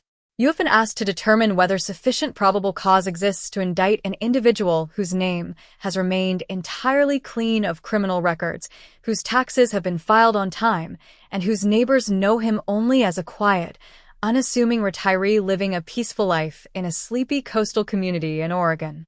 He paused, letting his gaze sweep slowly across the faces of the jurors, noting the rapt, intense attention etched into every expression. For over 30 years, this individual operated with absolute impunity, Sterling continued, clicking a remote control to advance the display screen to a stark, high-resolution portrait of an elderly man with neatly trimmed silver hair, rimless glasses, and a calm, blank facial expression. He did not kill out of passion, anger, or financial greed. He hunted with the clinical patience of a predator who understood that law enforcement agencies are bound by geographical borders, institutional silos, and chronological limits. He believed that if he maintained a lawful facade long enough, time itself would become his ultimate defense attorney. Sterling turned back to the podium, leaning forward slightly. We are presenting evidence today to prove that time has run out. We are asking this grand jury to return formal indictments of aggravated first-degree murder, interstate kidnapping, and conspiracy against Julian Vance Holloway, known to maritime syndicates in the late 1970s as the structural architect of the Pacific Northwest extortion rings, and known to history as the Maritime Phantom. The courtroom doors remained sealed to the public, but outside, in the bustling hallways of the federal courthouse, the atmospheric pressure of a high-stakes legal reckoning was palpable. Special Agent Thomas Vance and retired Detective Marcus Vance stood side by side near a tall, arched window overlooking the gray waters of Puget Sound. The rain was sheeting down in heavy, wind-driven waves against the glass, blurring the distant silhouette of shipping cranes and cargo containers moving across the harbor. "It's strange, Marcus," Agent Vance said quietly, folding his arms across his heavy wool jacket as he stared out at the rainy harbor. "For 30 years, this man didn't exist in our databases. We chased ghosts, fabricated identities, dead babies from Ohio, and shadows in the Mendocino fog. And now, behind those doors, he's just an old man with a pension and a clean tax record." "He was never a ghost to the people he left behind," Detective Marcus Vance replied, his voice raspy and weighted with the accumulated memories of decades spent walking through crime scenes. "Monsters don't look like monsters, Thomas. If they did, nobody would ever open the door for them. They look like neighbors. They look like engineers, professors, consultants. They wear a quiet smile and carry a toolbox full of industrial zip ties, and they walk right into your home because you trust them." Sarah Lynn's podcast changed the entire game, Agent Vance noted, gesturing toward a smartphone resting in his palm that was currently streaming live social media reaction feeds. "Look at this. Millions of downloads a week. Independent digital sleuths, retired maritime workers, former corporate auditors, they built the roadmap that our task force used to bridge the final gaps in the corporate registries. The traditional walls between the public and law enforcement are completely gone." "Good," Marcus muttered, his eyes narrowing as he watched the rain lash the harbor. It took a village to keep his secrets hidden for 30 years. It took a global audience to drag him out into the light. Inside the grand jury room, the presentation of physical evidence reached its climax. Special Agent in charge of the Quantico Forensic Engineering Unit stepped up to the witness stand to display a newly restored piece of physical evidence recovered from a forgotten storage locker linked to Julian Holloway's former corporate office in Anacortes, Washington, dating back to 1981. It was a custom-tooled, surgical-grade stainless steel instrument fitted with a specialized diamond-tipped puncture blade, the exact tool used to deliver the silent, external trauma strike to the base of the skull in both the Marcus Thorne and Richard Miller homicides.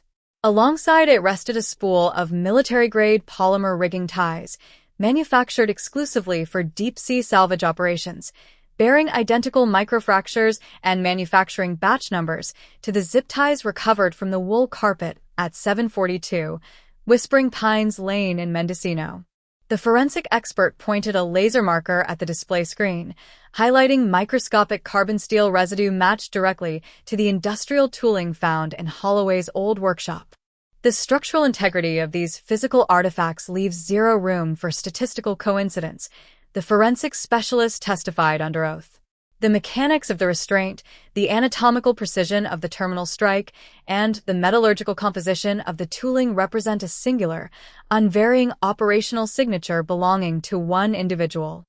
Following 4 hours of exhaustive testimony and rigorous evidentiary review, the grand jury retired to deliberate. The wait outside the chambers was agonizing. For Agent Thomas Vance, Detective Marcus Vance, and the team of federal prosecutors, those 45 minutes of deliberation represented the absolute culmination of decades of professional obsession, institutional frustration, and personal sacrifice.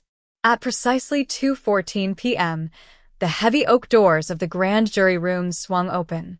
The foreperson stepped forward, handing a sealed, thick manila envelope to the court clerk. Assistant U.S. Attorney Arthur Sterling stepped up to retrieve the documents, breaking the seal with deliberate slowness.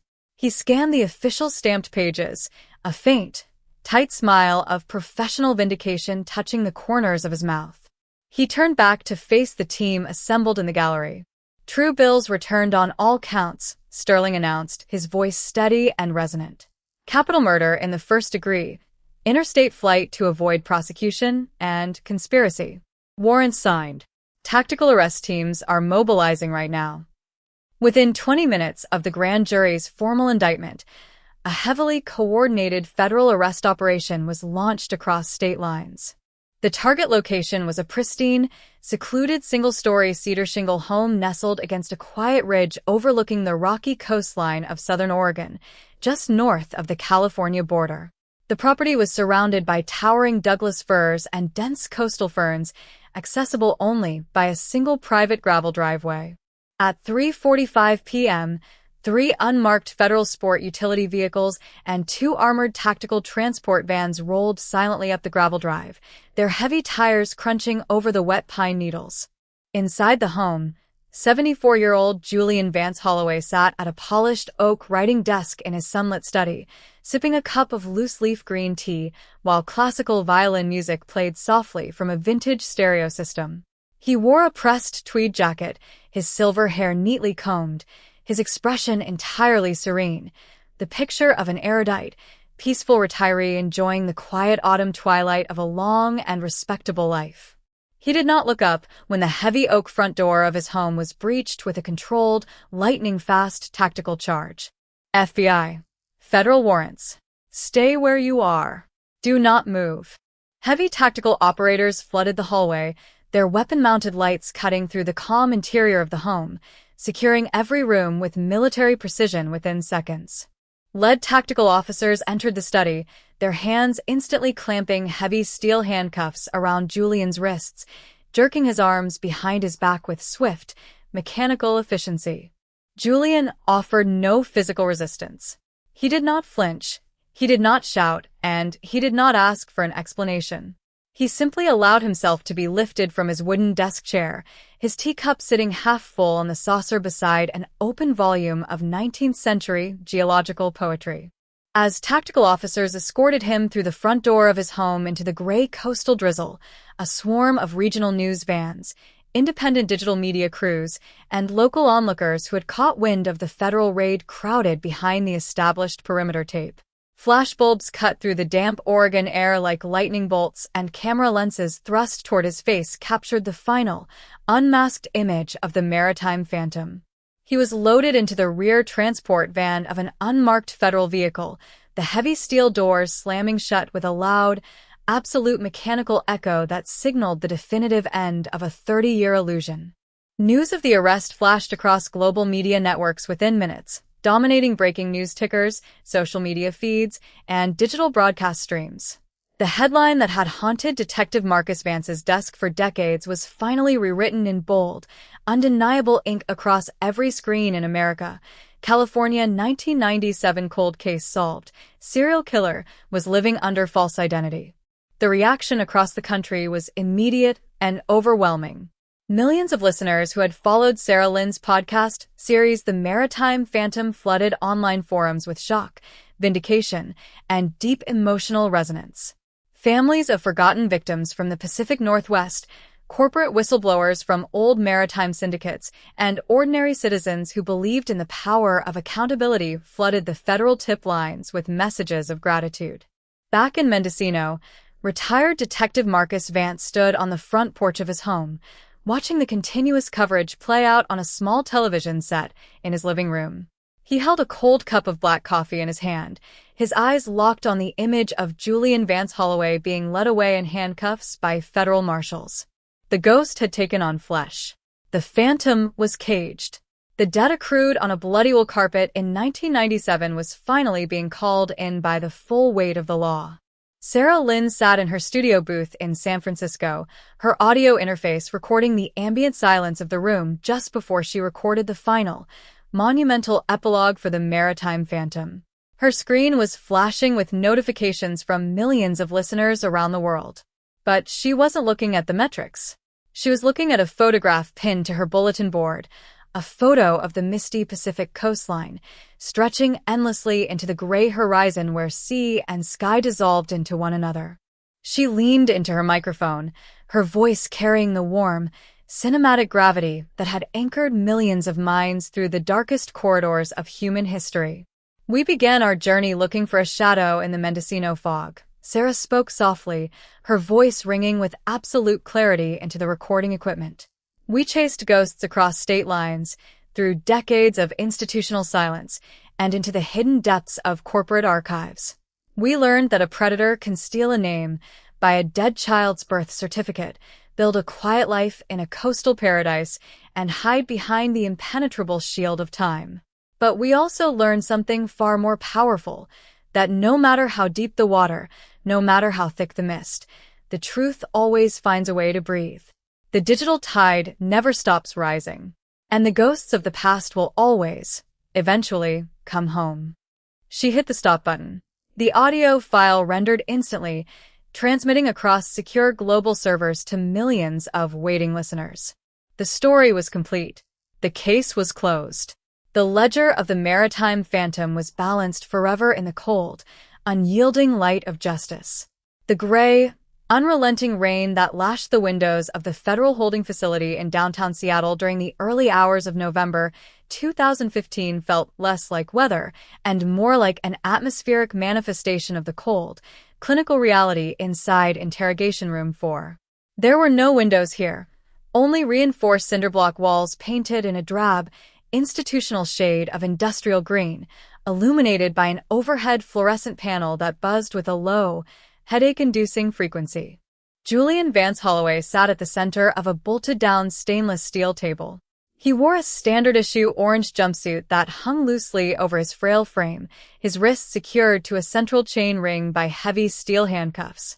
Despite the degradation of his surroundings, his posture remained immaculate, his spine straight, his shoulders square, his silver hair neatly combed back from a high, intelligent forehead. He looked less like a mass-murdering serial executioner facing capital indictments and more like a retired university professor waiting patiently for a dissertation defense to begin. The heavy steel door swung inward with a dull, echoing click. Special Agent Thomas Vance stepped into the room, carrying a single manila folder containing the original autopsy photographs from the 1982 Portland homicide of Marcus Thorne and the 1997 Mendocino execution of Richard Miller. Behind him came Detective Marcus Vance, retired from active duty, but specially deputized as an investigative consultant for the federal task force.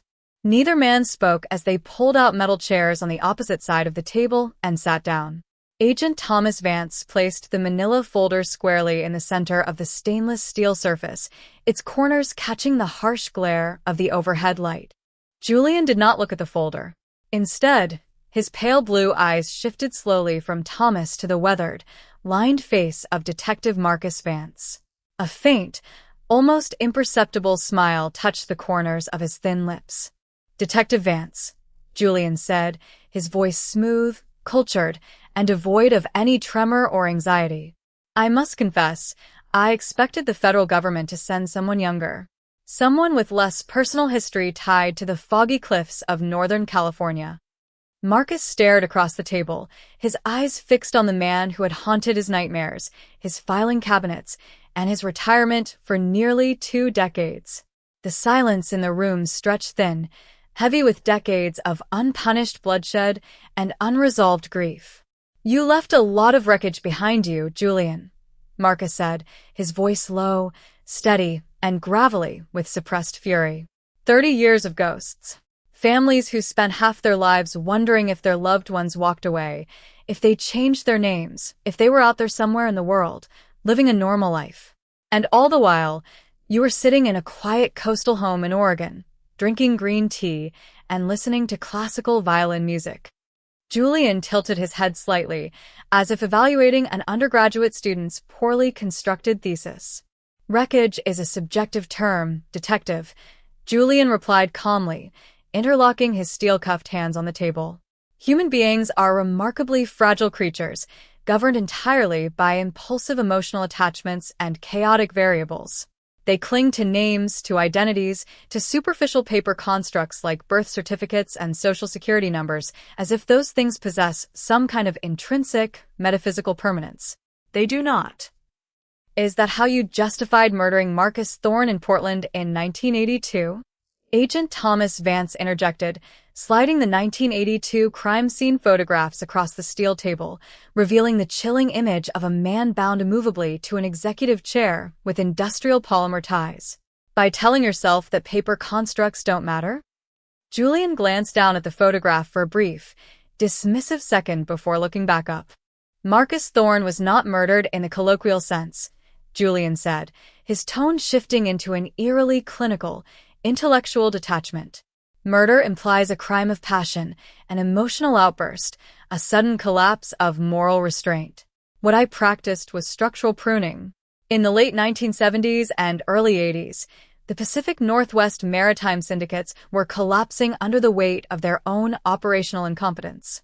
Men like Thorne, and later men like Richard Miller, who stole a dead infant's identity in Ohio to become David Sterling, were liabilities. They were leaking information, panicking under federal scrutiny, and threatening to bring down an entire network of highly sophisticated financial operations through sheer greed and sloppiness. So you appointed yourself executioner, Agent Vance said sharply. I appointed myself the architect of necessity, Julian corrected smoothly. When a structure is compromised at its foundation, you do not patch the cracks with emotional sentimentality. You excise the rot with absolute, surgical precision. I designed protocols to ensure that when an associate became a terminal liability, the termination left zero footprint, zero emotional residue, and zero institutional failure. Zero footprint. Detective Marcus Vance slammed his open palm down onto the stainless steel table, the sharp metallic crack echoing violently off the cinderblock walls.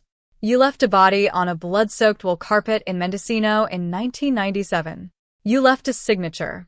You left a vault of preserved human misery in a Rabun County marble quarry that federal agents had to dig out with excavators.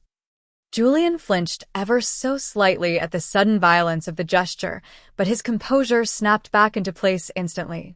He leaned forward, his eyes narrowing into two cold, piercing points of ice. Julian whispered, a dark, sardonic edge creeping into his cultured voice. The vault in Rabun County. I wondered how long it would take your forensic accountants to locate my secondary portfolio. You see, detective, a true professional never stops building. A gallery of preservation is not a crime scene. It is a museum of human inevitability. I preserved them because they were brilliant minds who chose to align themselves with forces far greater than their fragile mortal vessels could comprehend. By locking them away in titanium bulkheads beneath the red earth, I saved them from the vulgar decay of ordinary mortality. The sheer, staggering magnitude of his narcissism hung in the damp air of the interrogation room like a physical weight. He wasn't just a killer. He was a clinical sociopath who viewed human lives as biological specimens to be cataloged, harvested, and discarded according to an internal, delusional taxonomy of his own design. You aren't an architect, Julian, Thomas Vance said quietly, leaning back in his metal chair, his expression hardening into absolute disgust. You're a parasite who hid behind dead babies, forged corporate ledgers and academic tenure because you were too cowardly to face the world as you actually were.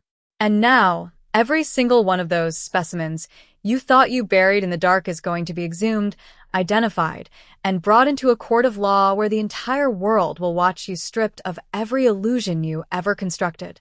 Julian's serene mask cracked for a fraction of a second, revealing a flash of genuine, cold narcissistic panic beneath the surface. But he quickly regained his posture, smoothing down the collar of his orange jumpsuit with his cuffed wrists. The world can watch whatever it pleases, Agent Vance, Julian murmured softly, his voice dropping into a dangerous, theatrical whisper. The dead do not care about courtrooms. And neither do I. The interrogation ended there. There were no confessions left to extract, no hidden secrets waiting to be uncovered. The state and federal prosecutors already possessed an airtight mountain of ballistic matches, touched DNA profiles, financial ledgers, physical tooling, and eyewitness testimony that made a trial a mere legal formality. Yet, as the legal machinery prepared to roll toward the ultimate courtroom showdown, a parallel drama was unfolding across the global media landscape. Sarah Lynn's podcast, The Maritime Phantom, had reached its 8th consecutive week at the absolute top of global streaming charts. The final episodes, detailing the federal raid on Julian's Oregon hideout and the gruesome discoveries inside the subterranean vaults, had garnered over 50 million downloads. Public demand for accountability had transformed the case from a regional true crime story into an international cultural watershed moment about institutional oversight, digital forensics, and the enduring resilience of families searching for missing loved ones. Back in Mendocino, the coastal community was slowly coming to terms with the ghosts that had haunted their cliffs for nearly 20 years. Memorial services were held for the unrecovered victims whose names had finally been restored through DNA profiling, drawing hundreds of mourners, investigators, and local residents to the windswept headlands overlooking the crashing Pacific waves. Detective Marcus Vance attended the memorial service, standing quietly at the edge of the crowd beneath a black umbrella, watching the gray mist roll across the ocean. He held a small, weathered leather notebook in his coat pocket, the same notebook he had carried into the blood-soaked study at 742, Whispering Pines Lane on a cold December night in 1997. He pulled the notebook out, flipping past decades of dead-end leads, unreturned phone calls, and desperate handwriting notes until he reached the final, empty page at the back of the binding. With a steady hand, using a black ink pen, Marcus wrote a single word across the blank paper: closed. He snapped the notebook shut, tucking it deep inside his coat pocket, as a faint, pale shaft of afternoon sunlight broke through the heavy coastal clouds, illuminating the whitecaps far out on the open sea. The investigation was finished. The phantom had been caught, but the deep, permanent ripples of the darkness he left behind would continue to echo across the Pacific coastline for generations to come. The towering, cathedral-like marble columns of the Federal District Courthouse in downtown Seattle loomed under a heavy, charcoal-gray winter sky on the morning of April 14, 2026. Outside the security perimeter, a dense sea of humanity stretched across 3 city blocks. International media vans with satellite dishes tilted skyward, independent digital journalists live-streaming to millions of global viewers, and ordinary citizens holding handmade signs bearing the names of the long-forgotten victims whose lives had been swallowed by the maritime phantom. Inside, the high-security courtroom on the 4th floor was an absolute pressure cooker of institutional tension and historical reckoning. Every wooden bench in the gallery was packed to capacity, filled with federal prosecutors, defense attorneys, forensic specialists, and surviving family members who had waited nearly 3 decades to lay their ghosts to rest. At the defense table sat 74-year-old Julian Vance Holloway. He wore a crisp, charcoal-gray tailored suit, his silver hair neatly parted, his posture rigidly composed.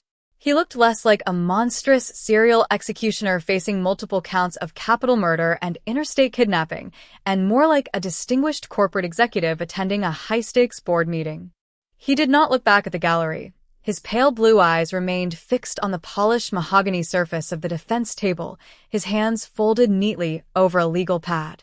The heavy oak doors at the front of the well swung open, and the bailiff's voice boomed across the cavernous room with theatrical authority. All rise for the United States District Court for the Western District of Washington, the Honorable Judge Elizabeth G. Sterling presiding. Judge Sterling, a woman whose judicial reputation was forged in iron and absolute impartiality, strode into the courtroom with swift, measured grace. She wore a heavy black silk robe, her expression stern and impenetrable. She scanned the packed room for a slow, deliberate moment before settling into her high-backed leather chair. "Be seated," she commanded. The courtroom dropped into an instantaneous, suffocating silence. You could hear the faint, high-frequency hum of the court reporter's digital transcription unit and the distant, muffled thrum of traffic filtering up through the reinforced bulletproof glass of the courthouse windows. "We are here today," Judge Sterling began, her voice carrying a resonant, razor-sharp clarity that commanded absolute obedience, for the commencement of trial proceedings in the matter of United States versus Julian Vance Holloway. The defendant stands accused under a 32-count federal indictment encompassing capital murder, interstate stalking, conspiracy, and the desecration of human remains spanning multiple judicial districts between 1982 and 1998.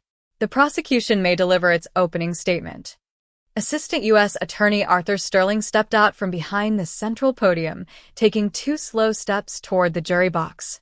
He did not carry notes. He did not gesture wildly. He simply looked each juror directly in the eyes, establishing a quiet, unbreakable psychological connection before he spoke his first words. "Ladies and gentlemen of the jury," Arthur began, his voice echoing softly off the courtroom's high-vaulted ceiling.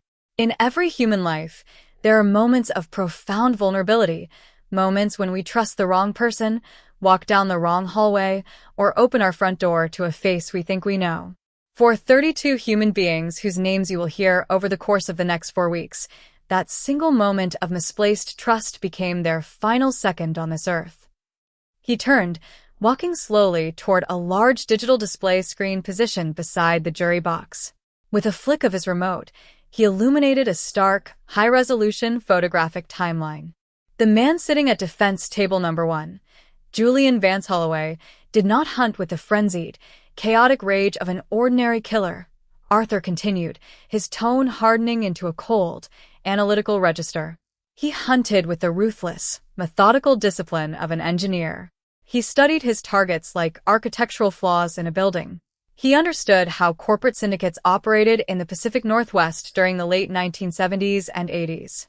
He knew how to launder identities, how to exploit the administrative blind spots of law enforcement across state borders, and how to execute clean, untraceable terminations without leaving a single speck of forensic evidence behind.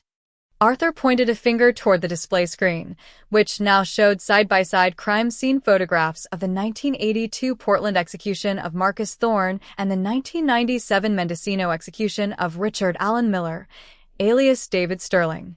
"You will see physical evidence recovered from hidden vaults beneath the red earth of Rabun County and private storage lockers in Anacortes," Arthur told the jury, his voice ringing with absolute conviction. "You will see military-grade polymer rigging ties bearing identical metallurgical batch fractures. You will see surgical puncture tooling matched down to the microscopic carbon steel striation. And most importantly, you will hear the unvarnished testimony of forensic accountants, federal investigators, and digital archivists who spent decades chasing a phantom across the ocean of time until the modern world finally caught up with him." He paused, letting the heavy weight of his words settle deep into the minds of the jurors. "The defense will argue that the evidence is circumstantial, that time has eroded the chain of custody, and that the defendant is a quiet, law-abiding retiree who lived an unblemished life in a peaceful coastal town. But physics does not lie. Metallurgy does not forget. And DNA does not vanish simply because 30 years have passed. By the time this trial concludes, the state will have proven beyond any shadow of a doubt that Julian Vance Holloway is a calculated, cold-blooded serial executioner, and that his reign of terror has finally reached its absolute, lawful end." Arthur nodded to the judge and returned to the prosecution table, his movements sharp and precise. Judge Sterling looked across the courtroom toward the defense bench. "Does the defense wish to deliver its opening statement at this time?" Julian's lead defense attorney, a high-profile corporate litigator named Marcus Vance, no relation to the detective, stood up smoothly, adjusting his silk tie. He walked to the center of the well, wearing a warm, disarming smile that contrasted sharply with the chilling clinical atmosphere of the room. "Thank you, Your Honor," defense counsel began, his voice smooth as polished glass. "Members of the jury, the government has painted a very compelling, very dramatic cinematic portrait for you this morning. They have used words like architect, phantom, predator, and mastermind. They have woven a tapestry of dark romance out of old newspaper clippings, sensationalized digital podcasts, and decades-old forensic speculation." He turned, gesturing casually toward his client, who sat motionless, staring straight ahead with serene indifference. "Julian Vance Holloway is not a monster," defense counsel continued, spreading his hands open in an appeal to human reason. He is an educated, highly decorated academic researcher, a former corporate restructuring consultant, and a quiet senior citizen who spent his entire life contributing productively to the intellectual and economic fabric of our society. The government's entire case rests on a house of cards, on circumstantial parallels, degraded physical artifacts, and the retrospective imagination of investigators who spent 30 years failing to solve a series of tragic, unrelated crimes and are now desperately seeking a convenient narrative to close their books. He took a slow step closer to the jury box, lowering his voice into a confidential, persuasive murmur. As you listen to the testimony over the coming weeks, I ask you to separate emotion from evidence. Ask yourselves, where is the eyewitness who saw my client pull a trigger? Where is the direct, unassailable physical link connecting Julian Vance Holloway to the interior of that Mendocino home on December 16, 1997? You will find that the government has built its entire prosecution on smoke, mirrors, and modern media pressure. When all the evidence is examined under the cold light of legal scrutiny, you will see that reasonable doubt is not just a possibility in this courtroom. It is an absolute certainty, and you will return a verdict of not guilty. The defense counsel bowed slightly and walked back to his seat, sitting down beside Julian, who did not react in any way, maintaining his impenetrable mask of academic detachment. Judge Sterling leaned forward, resting her elbows on the bench. The court calls its first witness. Prosecution, you may proceed. For the next 3 weeks, the courtroom transformed into a relentless, high-definition theater of scientific and historical reconstruction. Assistant U.S. Attorney Arthur Sterling systematically dismantled the defense's claims piece by piece, introducing an avalanche of forensic, digital, and testimonial evidence that left courtroom observers utterly stunned. Special Agent Thomas Vance took the stand on the third day, walking the jury through the complex cross-jurisdictional mapping of the Pacific Northwest maritime syndicates from 1978 to 1998. He presented digitized corporate ledgers, wire transfer authorizations, and encrypted payroll logs that placed Julian Vance Holloway at the exact operational intersection of every single victim linked to the serial killings. Following Agent Vance, retired Detective Marcus Vance took the stand, walking slowly with the heavy, deliberate gait of a man who had carried the burden of an unsolved murder case for nearly 30 years. Marcus stepped into the witness box, placed his hand on the Bible, and swore to tell the truth. Arthur Sterling stepped up to the witness podium, looking respectfully at the retired detective. Detective Vance, state your name and professional background for the record. Marcus Vance, retired detective, Mendocino County Sheriff's Department.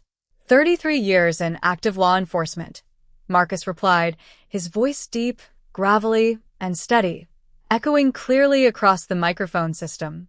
Detective Vance, direct your attention back to December 16, 1997. Can you describe for the court what you witnessed when you first entered the residence at 742 Whispering Pines Lane? Marcus took a slow, deep breath, his eyes drifting momentarily toward the ceiling before locking directly onto the jury. He walked them through every horrific detail of that foggy night, the smell of ozone and copper, the pristine, untouched valuables sitting openly on the desk, the clinical symmetry of the workspace, and the terrifying sight of Richard Allen Miller, alias David Sterling, bound immovably to his office chair with industrial polymer ties, bearing the signature puncture wound at the base of his skull. The courtroom was so quiet you could hear the soft scratching of the court reporter's digital stylus. In the gallery, several family members of the victims wept silently into handkerchiefs. Julian Vance Holloway sat across the room, his expression tightening just a fraction of an inch, his pale eyes flickering with a cold, analytical intensity as he stared down the man who had hunted him across the decades. For 30 years, defense counsel has characterized these crimes as unrelated, tragic anomalies, Arthur Sterling said, turning back to the witness. Based on your extensive investigative experience across 3 decades, Detective Vance, was the murder of Richard Miller an isolated event? No, sir, Marcus answered without a second of hesitation. It was never isolated. It was an execution carried out by a professional who viewed human lives as disposable variables in a private equation. We weren't chasing a local criminal. We were chasing an apex predator who believed he was smarter than the law. "Thank you, Detective," Arthur said quietly. No further questions. Defense counsel stood up for cross-examination, attempting to pick apart the chain of custody for the physical evidence recovered from the Mendocino crime scene back in 1997, hammering away at the primitive forensic testing standards of the era. But Marcus Vance met every legal maneuver with unshakable calm, relying on decades of ironclad investigative experience to neutralize every challenge thrown his way. As the weeks rolled forward, the scientific testimony hit with devastating force.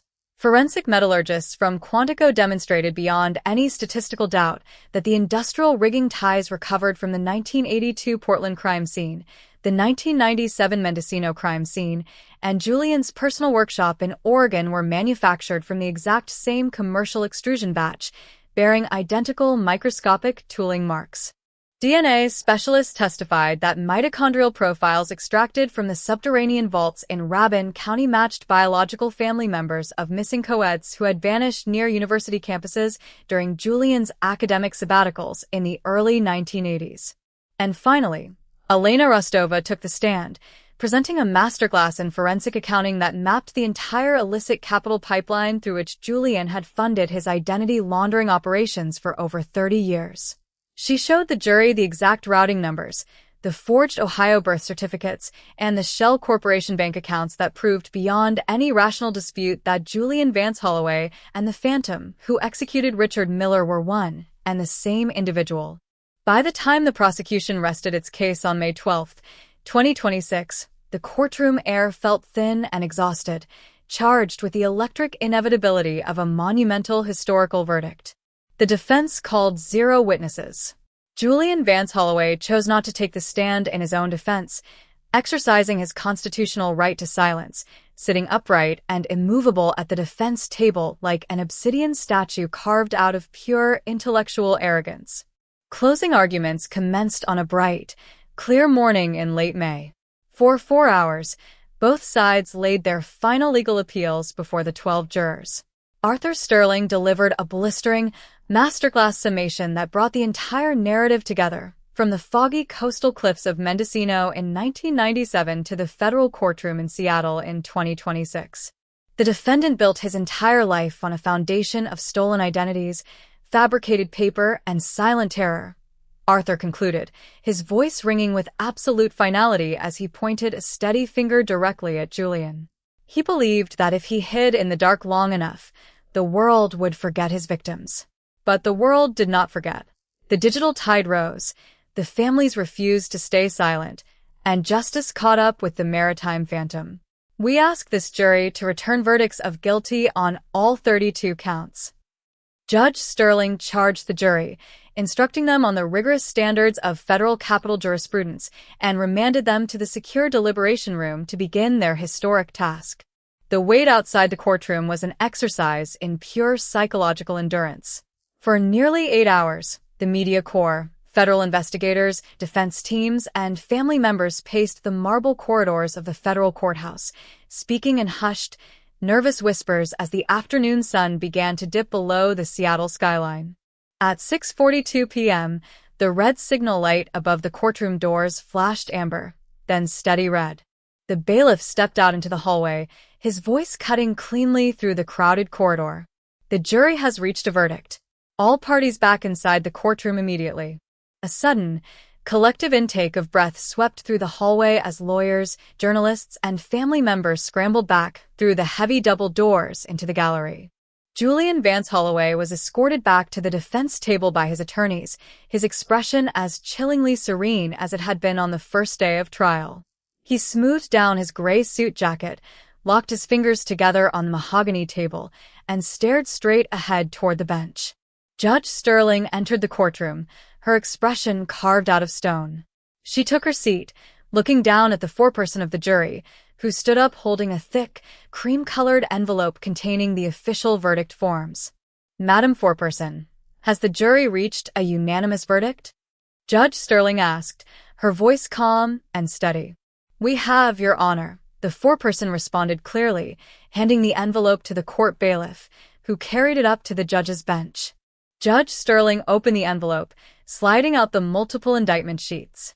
She read through each page with meticulous, agonizing slowness, her eyes scanning every stamped line of text before setting the documents down neatly on her desk. She looked up, locking her gaze directly onto the defendant. "On count 1 through count 32, Judge Sterling announced, her voice echoing with the absolute weight of historical justice across the silent courtroom. "How does the jury find the defendant, Julian Vance Holloway?" The foreperson took a deep breath, clutching the microphone on the jury box. "On all 32 counts of capital murder, interstate kidnapping, conspiracy, and desecration of human remains, the jury finds the defendant guilty." The word hung in the air for a fraction of a second before a collective gasp of profound, emotional release swept through the gallery. Several family members openly wept, clutching one another's shoulders in the benches behind the prosecution table. Detective Marcus Vance closed his eyes, leaning his head back against the wooden pew behind him, letting out a long, slow breath that felt like 30 years of heavy armor finally sliding off his shoulders. At the defense table, Julian Vance Holloway did not flinch. His expression did not twist into anger, nor did his posture collapse.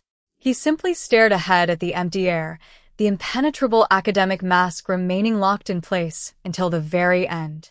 Judge Sterling slammed her wooden gavel down with a sharp, echoing crack that resonated like a thunderclap through the courtroom. "The defendant is remanded immediately to the custody of the United States Marshal Service, to be housed in maximum security isolation pending formal sentencing," Judge Sterling ordered, her voice unyielding. "This court is adjourned." As federal marshals stepped forward, instantly clicking heavy steel handcuffs around Julian's wrists and leading him away through the secure side door of the courtroom, the final chapter of the maritime phantom closed forever. The multi-state nightmare that began on a bloody wool carpet in Mendocino in 1997 was officially over. The truth had crawled out of the dark, the ghosts had been given their names back, and the digital tide had finally washed every last shadow out into the light. The autumn wind sweeping down through the rugged mountain canyons of Rabun County, Georgia, carried the sharp, damp scent of decaying pine needles and wet red clay on a brisk October morning in 2026. High above the valley floor, tucked away behind a rusted chain-link fence topped with barbed wire and half-concealed by thick stands of mountain laurel and dense brush, stood the abandoned marble quarry. For decades, it had been a local landmark known only to stray hunters and local teenagers looking for a secluded spot away from the winding asphalt of the Blue Ridge backroads. Now, the desolate quarry was the epicenter of a massive, federal excavation site that looked less like a police investigation and more like an archaeological dig at the gates of hell. Heavy industrial excavators sat silent on stabilization pads, their massive hydraulic arms frozen midair above freshly churned red earth. High-intensity portable halogen floodlights cast a brilliant, clinical white glare across the jagged white marble walls of the pit, cutting sharp geometric patterns through the morning mist. Plywood walkways spanned freshly dug trenches where forensic anthropologists, FBI structural engineers, and state crime scene technicians worked with painstaking, millimeter-precision care, using trowels, soft bristle brushes, and dental picks to unearth the hidden architecture of a monster's mind. Following the landmark federal conviction in Seattle, Julian Vance Holloway had finally broken his icy, calculated silence. Faced with an unassailable mountain of forensic evidence and the permanent certainty of a federal supermax incarceration without the possibility of parole, the 74-year-old architect of the Maritime Syndicate had offered a final, grim concession to the United States Department of Justice, the precise geographic coordinates of his underground archival vaults. Not just the primary containment cell discovered months prior, but the foundational, subterranean network he had engineered during the early 1980s across the Southeast, secondary repositories where he believed his earliest specimens would remain undisturbed by the march of human history. Standing on the wooden observation platform overlooking the main excavation pit, retired Detective Marcus Vance adjusted the collar of his heavy wool jacket, watching the silent choreography of the recovery teams below. His breath plumed in the crisp morning air, mixing with the fine, red dust kicked up by the soil sifters. Beside him stood Special Agent Thomas Vance, holding a weather-sealed clipboard containing the surveyor's architectural diagrams recovered from Julian's Oregon estate. He called it his permanent gallery. Agent Vance said quietly, his voice flat and drained of expression as he studied the handwritten blueprints. Look at the structural schematics, Marcus. He didn't just bury them.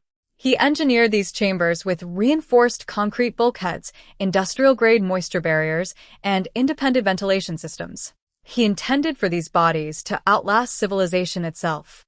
Marcus looked down into the open trench, where technicians in full hazmat suits and sterile booties were carefully lifting a heavy, custom-welded steel access hatch from a concrete shaft sunk deep into the bedrock.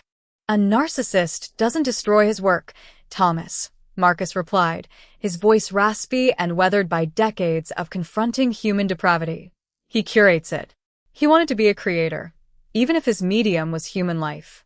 He thought he was playing a game of chess against time, and that as long as these vaults stayed buried, he was still winning. Well, the game is over, Agent Vance said, gesturing toward the open hatch. The extraction team is about to breach the secondary lower vault. Let's go down. They descended the steep, wooden scaffolding stairs into the belly of the excavation pit, the damp chill of the earth pressing in around them like a physical weight. The air grew noticeably colder and heavier the deeper they went, smelling of stagnant mineral water, ancient concrete, and the unmistakable, hollow scent of long-sealed subterranean space. At the base of the concrete shaft, lead forensic anthropologist Dr. Eris Thorne, no relation to the Portland victim, stood beside a portable triage table illuminated by battery-powered LED work lights. He wore heavy rubber boots caked in red clay and a sterile surgical mask pulled down beneath his chin, his face etched with profound, professional exhaustion. We just breached the primary bulkhead 10 minutes ago, Dr. Thorne said, nodding grimly as Marcus and Thomas approached the edge of the open concrete trench. The environmental sealing held up better than expected. The ambient temperature inside the lower vault stayed around 50 degrees Fahrenheit for over 30 years. It acted like a natural crypt.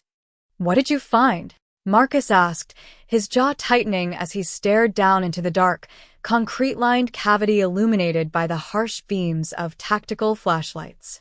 Multiple preservation chambers, Dr. Thorne answered, handing them each a pair of sterile gloves and N95 respirators.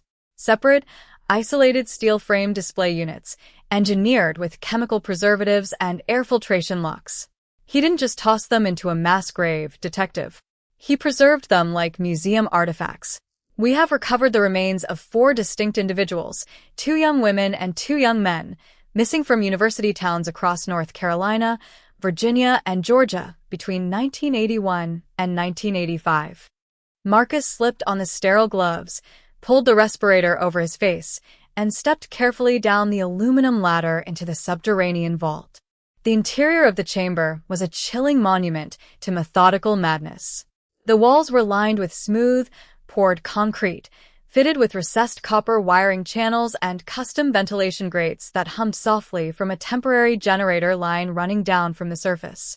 In the center of the room sat 4 stainless steel preservation tables, arranged with mathematical, geometric precision around a central observation desk where a vintage leather-bound ledger and a brass desk lamp rested undisturbed beneath a thin layer of fine white mineral dust. Marcus walked slowly past the metal tables, his eyes tracing the clean, clinical lines of the room. There was no chaos here. No signs of a panic struggle, no frantic damage, no random violence. Everything had been placed according to a strict, internal taxonomy of evil. On the central desk, resting beside an unopened pack of cigarettes from 1983, sat Julian's original handwritten operating manual, a leather-bound journal containing detailed anatomical notes, behavioral observations, and meticulous logs tracking the exact dates, times, and environmental parameters of every single abduction. Marcus reached out with a gloved hand, picking up the journal. He flipped open the heavy cover, his eyes scanning the precise, left-leaning cursive script. There were no emotional outbursts, no demonic rants, no erratic scribblings. Just cold, clinical data points recorded by a man who viewed human beings the way an entomologist views pinned insects in a glass display case. He kept field notes. Special Agent Thomas Vance said quietly, stepping down into the vault beside him, shining his flashlight beam over Marcus's shoulder. Every single victim accounted for. Every date verified. This single ledger completely corroborates every remaining open file across 3 federal jurisdictions. We aren't just closing a cold case anymore, Marcus. We are rewriting the history of missing persons investigations in the American Southeast.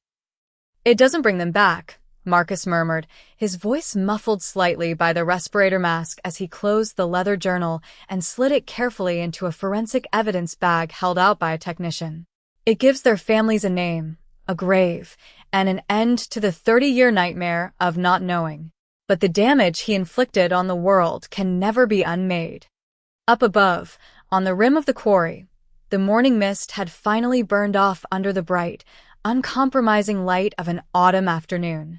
High-definition satellite broadcast vans belonging to major global networks had begun arriving along the access road, their reporters setting up live transmission feeds to beam the historic recovery efforts to millions of viewers across the world.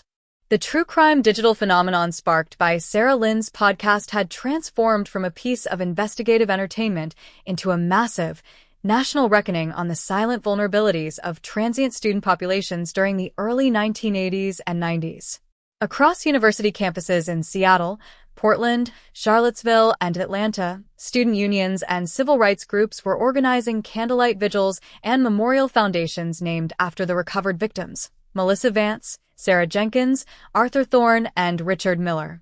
The institutional wall of silence that had protected Julian Vance Holloway for over 3 decades had been permanently obliterated by the convergence of modern digital media, crowdsourced investigation, and relentless federal forensics.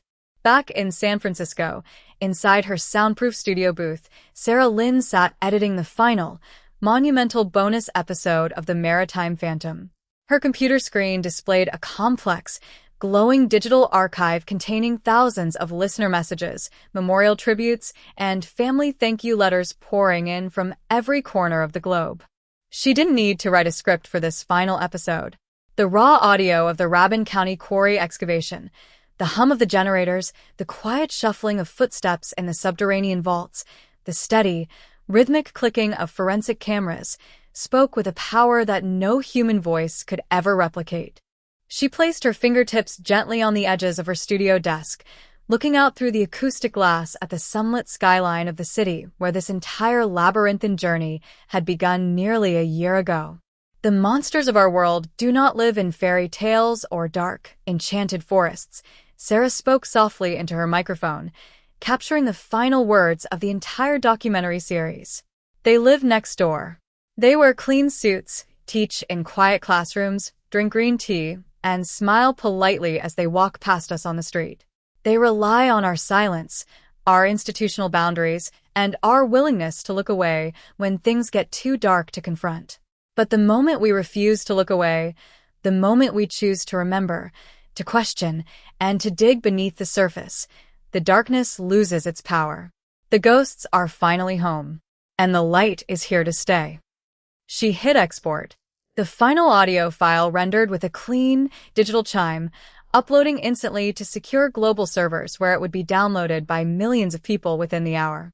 Down in the concrete-vaulted archives of the Mendocino County Courthouse, the physical cardboard box labeled Sterling/Miller homicide was finally removed from the active shelving rack. It was placed inside a permanent, archival steel preservation container, stamped with a final, indelible label, Resolved, Permanent Federal Archive. The coastal fog rolled back across the rugged cliffs of Northern California as evening approached, wrapping the redwoods and the crashing Pacific waves in a blanket of quiet, everlasting peace. The case was closed. The phantom was caged. And the coast could finally sleep in the open light. The autumn wind sweeping down through the rugged mountain canyons of Rabun County, Georgia, carried the sharp, damp scent of decaying pine needles and wet red clay on a brisk October morning in 2026. High above the valley floor, Tucked away behind a rusted chain-link fence topped with barbed wire and half-concealed by thick stands of mountain laurel and dense brush, stood the abandoned marble quarry. For decades, it had been a local landmark known only to stray hunters and local teenagers looking for a secluded spot away from the winding asphalt of the Blue Ridge backroads. Now, the desolate quarry was the epicenter of a massive, federal excavation site that looked less like a police investigation and more like an archaeological dig at the gates of hell. Heavy industrial excavators sat silent on stabilization pads, their massive hydraulic arms frozen midair above freshly churned red earth. High-intensity portable halogen floodlights cast a brilliant, clinical white glare across the jagged white marble walls of the pit, cutting sharp geometric patterns through the morning mist. Plywood walkways spanned freshly dug trenches where forensic anthropologists, FBI structural engineers, and state crime scene technicians worked with painstaking, millimeter-precision care, using trowels, soft bristle brushes, and dental picks to unearth the hidden architecture of a monster's mind. Following the landmark federal conviction in Seattle, Julian Vance Holloway had finally broken his icy, calculated silence. Faced with an unassailable mountain of forensic evidence and the permanent certainty of a federal supermax incarceration without the possibility of parole, the 74-year-old architect of the Maritime Syndicate had offered a final, grim concession to the United States Department of Justice, the precise geographic coordinates of his underground archival vaults. Not just the primary containment cell discovered months prior, but the foundational, subterranean network he had engineered during the early 1980s across the Southeast, secondary repositories where he believed his earliest specimens would remain undisturbed by the march of human history. Standing on the wooden observation platform overlooking the main excavation pit, retired Detective Marcus Vance adjusted the collar of his heavy wool jacket, watching the silent choreography of the recovery teams below. His breath plumed in the crisp morning air, mixing with the fine, red dust kicked up by the soil sifters. Beside him stood Special Agent Thomas Vance, holding a weather-sealed clipboard containing the surveyor's architectural diagrams recovered from Julian's Oregon estate. He called it his permanent gallery. Agent Vance said quietly, his voice flat and drained of expression as he studied the handwritten blueprints. "Look at the structural schematics, Marcus." He didn't just bury them. He engineered these chambers with reinforced concrete bulkheads, industrial-grade moisture barriers, and independent ventilation systems. He intended for these bodies to outlast civilization itself. Marcus looked down into the open trench, where technicians in full hazmat suits and sterile booties were carefully lifting a heavy, custom-welded steel access hatch from a concrete shaft sunk deep into the bedrock. "A narcissist doesn't destroy his work, Thomas," Marcus replied, his voice raspy and weathered by decades of confronting human depravity. "He curates it." He wanted to be a creator, even if his medium was human life. He thought he was playing a game of chess against time, and that as long as these vaults stayed buried, he was still winning. "Well, the game is over," Agent Vance said, gesturing toward the open hatch. "The extraction team is about to breach the secondary lower vault. Let's go down." They descended the steep, wooden scaffolding stairs into the belly of the excavation pit, the damp chill of the earth pressing in around them like a physical weight. The air grew noticeably colder and heavier the deeper they went, smelling of stagnant mineral water, ancient concrete, and the unmistakable, hollow scent of long-sealed subterranean space. At the base of the concrete shaft, lead forensic anthropologist Dr. Eris Thorne, no relation to the Portland victim, stood beside a portable triage table illuminated by battery-powered LED work lights. He wore heavy rubber boots caked in red clay and a sterile surgical mask pulled down beneath his chin, his face etched with profound, professional exhaustion.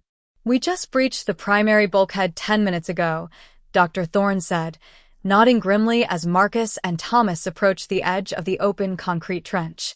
The environmental sealing held up better than expected. The ambient temperature inside the lower vault stayed around 50 degrees Fahrenheit for over 30 years. It acted like a natural crypt. "What did you find?" Marcus asked, his jaw tightening as he stared down into the dark, concrete-lined cavity illuminated by the harsh beams of tactical flashlights. Multiple preservation chambers, Dr. Thorne answered, handing them each a pair of sterile gloves and N95 respirators.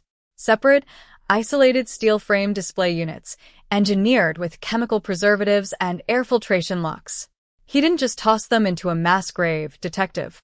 He preserved them like museum artifacts. We have recovered the remains of 4 distinct individuals, 2 young women and 2 young men, missing from university towns across North Carolina, Virginia, and Georgia between 1981 and 1985. Marcus slipped on the sterile gloves, pulled the respirator over his face, and stepped carefully down the aluminum ladder into the subterranean vault. The interior of the chamber was a chilling monument to methodical madness. The walls were lined with smooth, poured concrete, fitted with recessed copper wiring channels and custom ventilation grates that hummed softly from a temporary generator line running down from the surface. In the center of the room sat 4 stainless steel preservation tables, arranged with mathematical, geometric precision around a central observation desk where a vintage leather-bound ledger and a brass desk lamp rested undisturbed beneath a thin layer of fine white mineral dust. Marcus walked slowly past the metal tables, his eyes tracing the clean, clinical lines of the room. There was no chaos here. No signs of a panic struggle, no frantic damage, no random violence. Everything had been placed according to a strict, internal taxonomy of evil. On the central desk, resting beside an unopened pack of cigarettes from 1983, sat Julian's original handwritten operating manual, a leather-bound journal containing detailed anatomical notes, behavioral observations, and meticulous logs tracking the exact dates, times, and environmental parameters of every single abduction. Marcus reached out with a gloved hand, picking up the journal. He flipped open the heavy cover, his eyes scanning the precise, left-leaning cursive script. There were no emotional outbursts, no demonic rants, no erratic scribblings. Just cold, clinical data points recorded by a man who viewed human beings the way an entomologist views pinned insects in a glass display case. He kept field notes. Special Agent Thomas Vance said quietly, stepping down into the vault beside him, shining his flashlight beam over Marcus's shoulder. Every single victim accounted for. Every date verified. This single ledger completely corroborates every remaining open file across 3 federal jurisdictions. We aren't just closing a cold case anymore, Marcus. We are rewriting the history of missing persons investigations in the American Southeast. It doesn't bring them back, Marcus murmured, his voice muffled slightly by the respirator mask as he closed the leather journal and slid it carefully into a forensic evidence bag held out by a technician. It gives their families a name, a grave, and an end to the 30-year nightmare of not knowing. But the damage he inflicted on the world can never be unmade. Up above, on the rim of the quarry, the morning mist had finally burned off under the bright, uncompromising light of an autumn afternoon. High-definition satellite broadcast vans belonging to major global networks had begun arriving along the access road, their reporters setting up live transmission feeds to beam the historic recovery efforts to millions of viewers across the world. The true crime digital phenomenon sparked by Sarah Lynn's podcast had transformed from a piece of investigative entertainment into a massive, national reckoning on the silent vulnerabilities of transient student populations during the early 1980s and 90s. Across university campuses in Seattle, Portland, Charlottesville, and Atlanta, student unions and civil rights groups were organizing candlelight vigils and memorial foundations named after the recovered victims, Melissa Vance, Sarah Jenkins, Arthur Thorne, and Richard Miller. The institutional wall of silence that had protected Julian Vance Holloway for over 3 decades had been permanently obliterated by the convergence of modern digital media, crowdsourced investigation, and relentless federal forensics. Back in San Francisco, inside her soundproof studio booth, Sarah Lynn sat editing the final, monumental bonus episode of The Maritime Phantom. Her computer screen displayed a complex, glowing digital archive containing thousands of listener messages, memorial tributes, and family thank you letters pouring in from every corner of the globe. She didn't need to write a script for this final episode. The raw audio of the Rabun County quarry excavation, the hum of the generators, the quiet shuffling of footsteps in the subterranean vaults, the steady, rhythmic clicking of forensic cameras, spoke with a power that no human voice could ever replicate. She placed her fingertips gently on the edges of her studio desk, looking out through the acoustic glass at the sunlit skyline of the city where this entire labyrinthine journey had begun nearly a year ago. The monsters of our world do not live in fairy tales or dark, enchanted forests. Sarah spoke softly into her microphone, capturing the final words of the entire documentary series. They live next door. They wear clean suits, teach in quiet classrooms, drink green tea, and smile politely as they walk past us on the street. They rely on our silence, our institutional boundaries, and our willingness to look away when things get too dark to confront. But the moment we refuse to look away, the moment we choose to remember, to question, and to dig beneath the surface, the darkness loses its power. The ghosts are finally home, and the light is here to stay. She hit export. The final audio file rendered with a clean, digital chime, uploading instantly to secure global servers where it would be downloaded by millions of people within the hour. Down in the concrete-vaulted archives of the Mendocino County Courthouse, the physical cardboard box labeled Sterling/Miller homicide was finally removed from the active shelving rack. It was placed inside a permanent, archival steel preservation container, stamped with a final, indelible label, Resolved, Permanent Federal Archive. The coastal fog rolled back across the rugged cliffs of Northern California as evening approached, wrapping the redwoods and the crashing Pacific waves in a blanket of quiet, everlasting peace. The case was closed. The phantom was caged. And the coast could finally sleep in the open light. The digital archive server housing the master audio files of the maritime phantom hummed with a quiet, steady rhythm inside a climate-controlled data center in downtown San Francisco on a brilliant autumn afternoon in October of 2026. On the glowing monitor of Sarah Lynn's workstation, the final waveform of Season 2 flattened into a clean, horizontal line.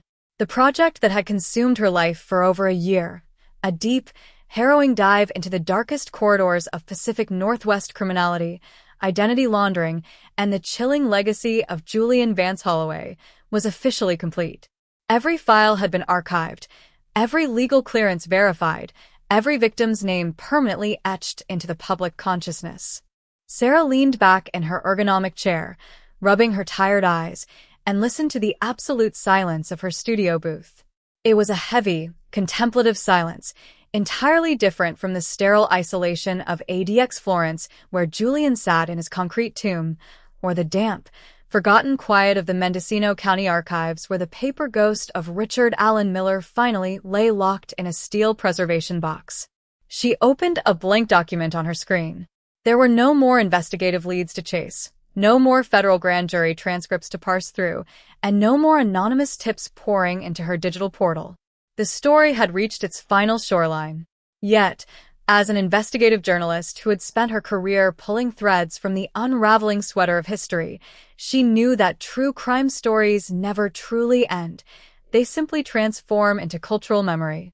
She began to type the concluding words of her final written essay accompanying the podcast's permanent digital box set, a reflection on what the 30-year hunt for the maritime phantom had taught a modern world obsessed with data, digital footprints, and the illusion of safety. "We live in an age of absolute transparency," Sarah wrote, her fingers flying swiftly across the mechanical keyboard, the sharp clatter filling the quiet room. "We track our steps, log our locations, digitize our memories, and trust our identities to an invisible, interconnected ocean of cloud servers. We are conditioned to believe that in the 21st century, a ghost is an impossibility. We tell ourselves that no one can disappear, that no monster can hide behind a dead child's birth certificate, and that the modern eye of technology will always catch those who fall outside the boundaries of the law." She paused, staring at the flashing cursor on the screen before typing the next paragraph. And yet, for over 3 decades, Julian Vance Holloway walked among us. He taught in university classrooms, walked the docks of the Pacific Northwest, drank green tea in quiet Oregon coastal homes, and maintained an unblemished, law-abiding professional facade while operating as a calculated, methodical serial executioner. He proved that the most dangerous predators do not hide in the dark alleys of our cities. they hide in the brilliant, sunlit corridors of our institutions. They weaponize our administrative blind spots, our respect for academic credentials, and our collective, comforting desire to believe that the world is inherently safe. She looked up from the screen, gazing through the acoustic glass toward the sunlit San Francisco skyline.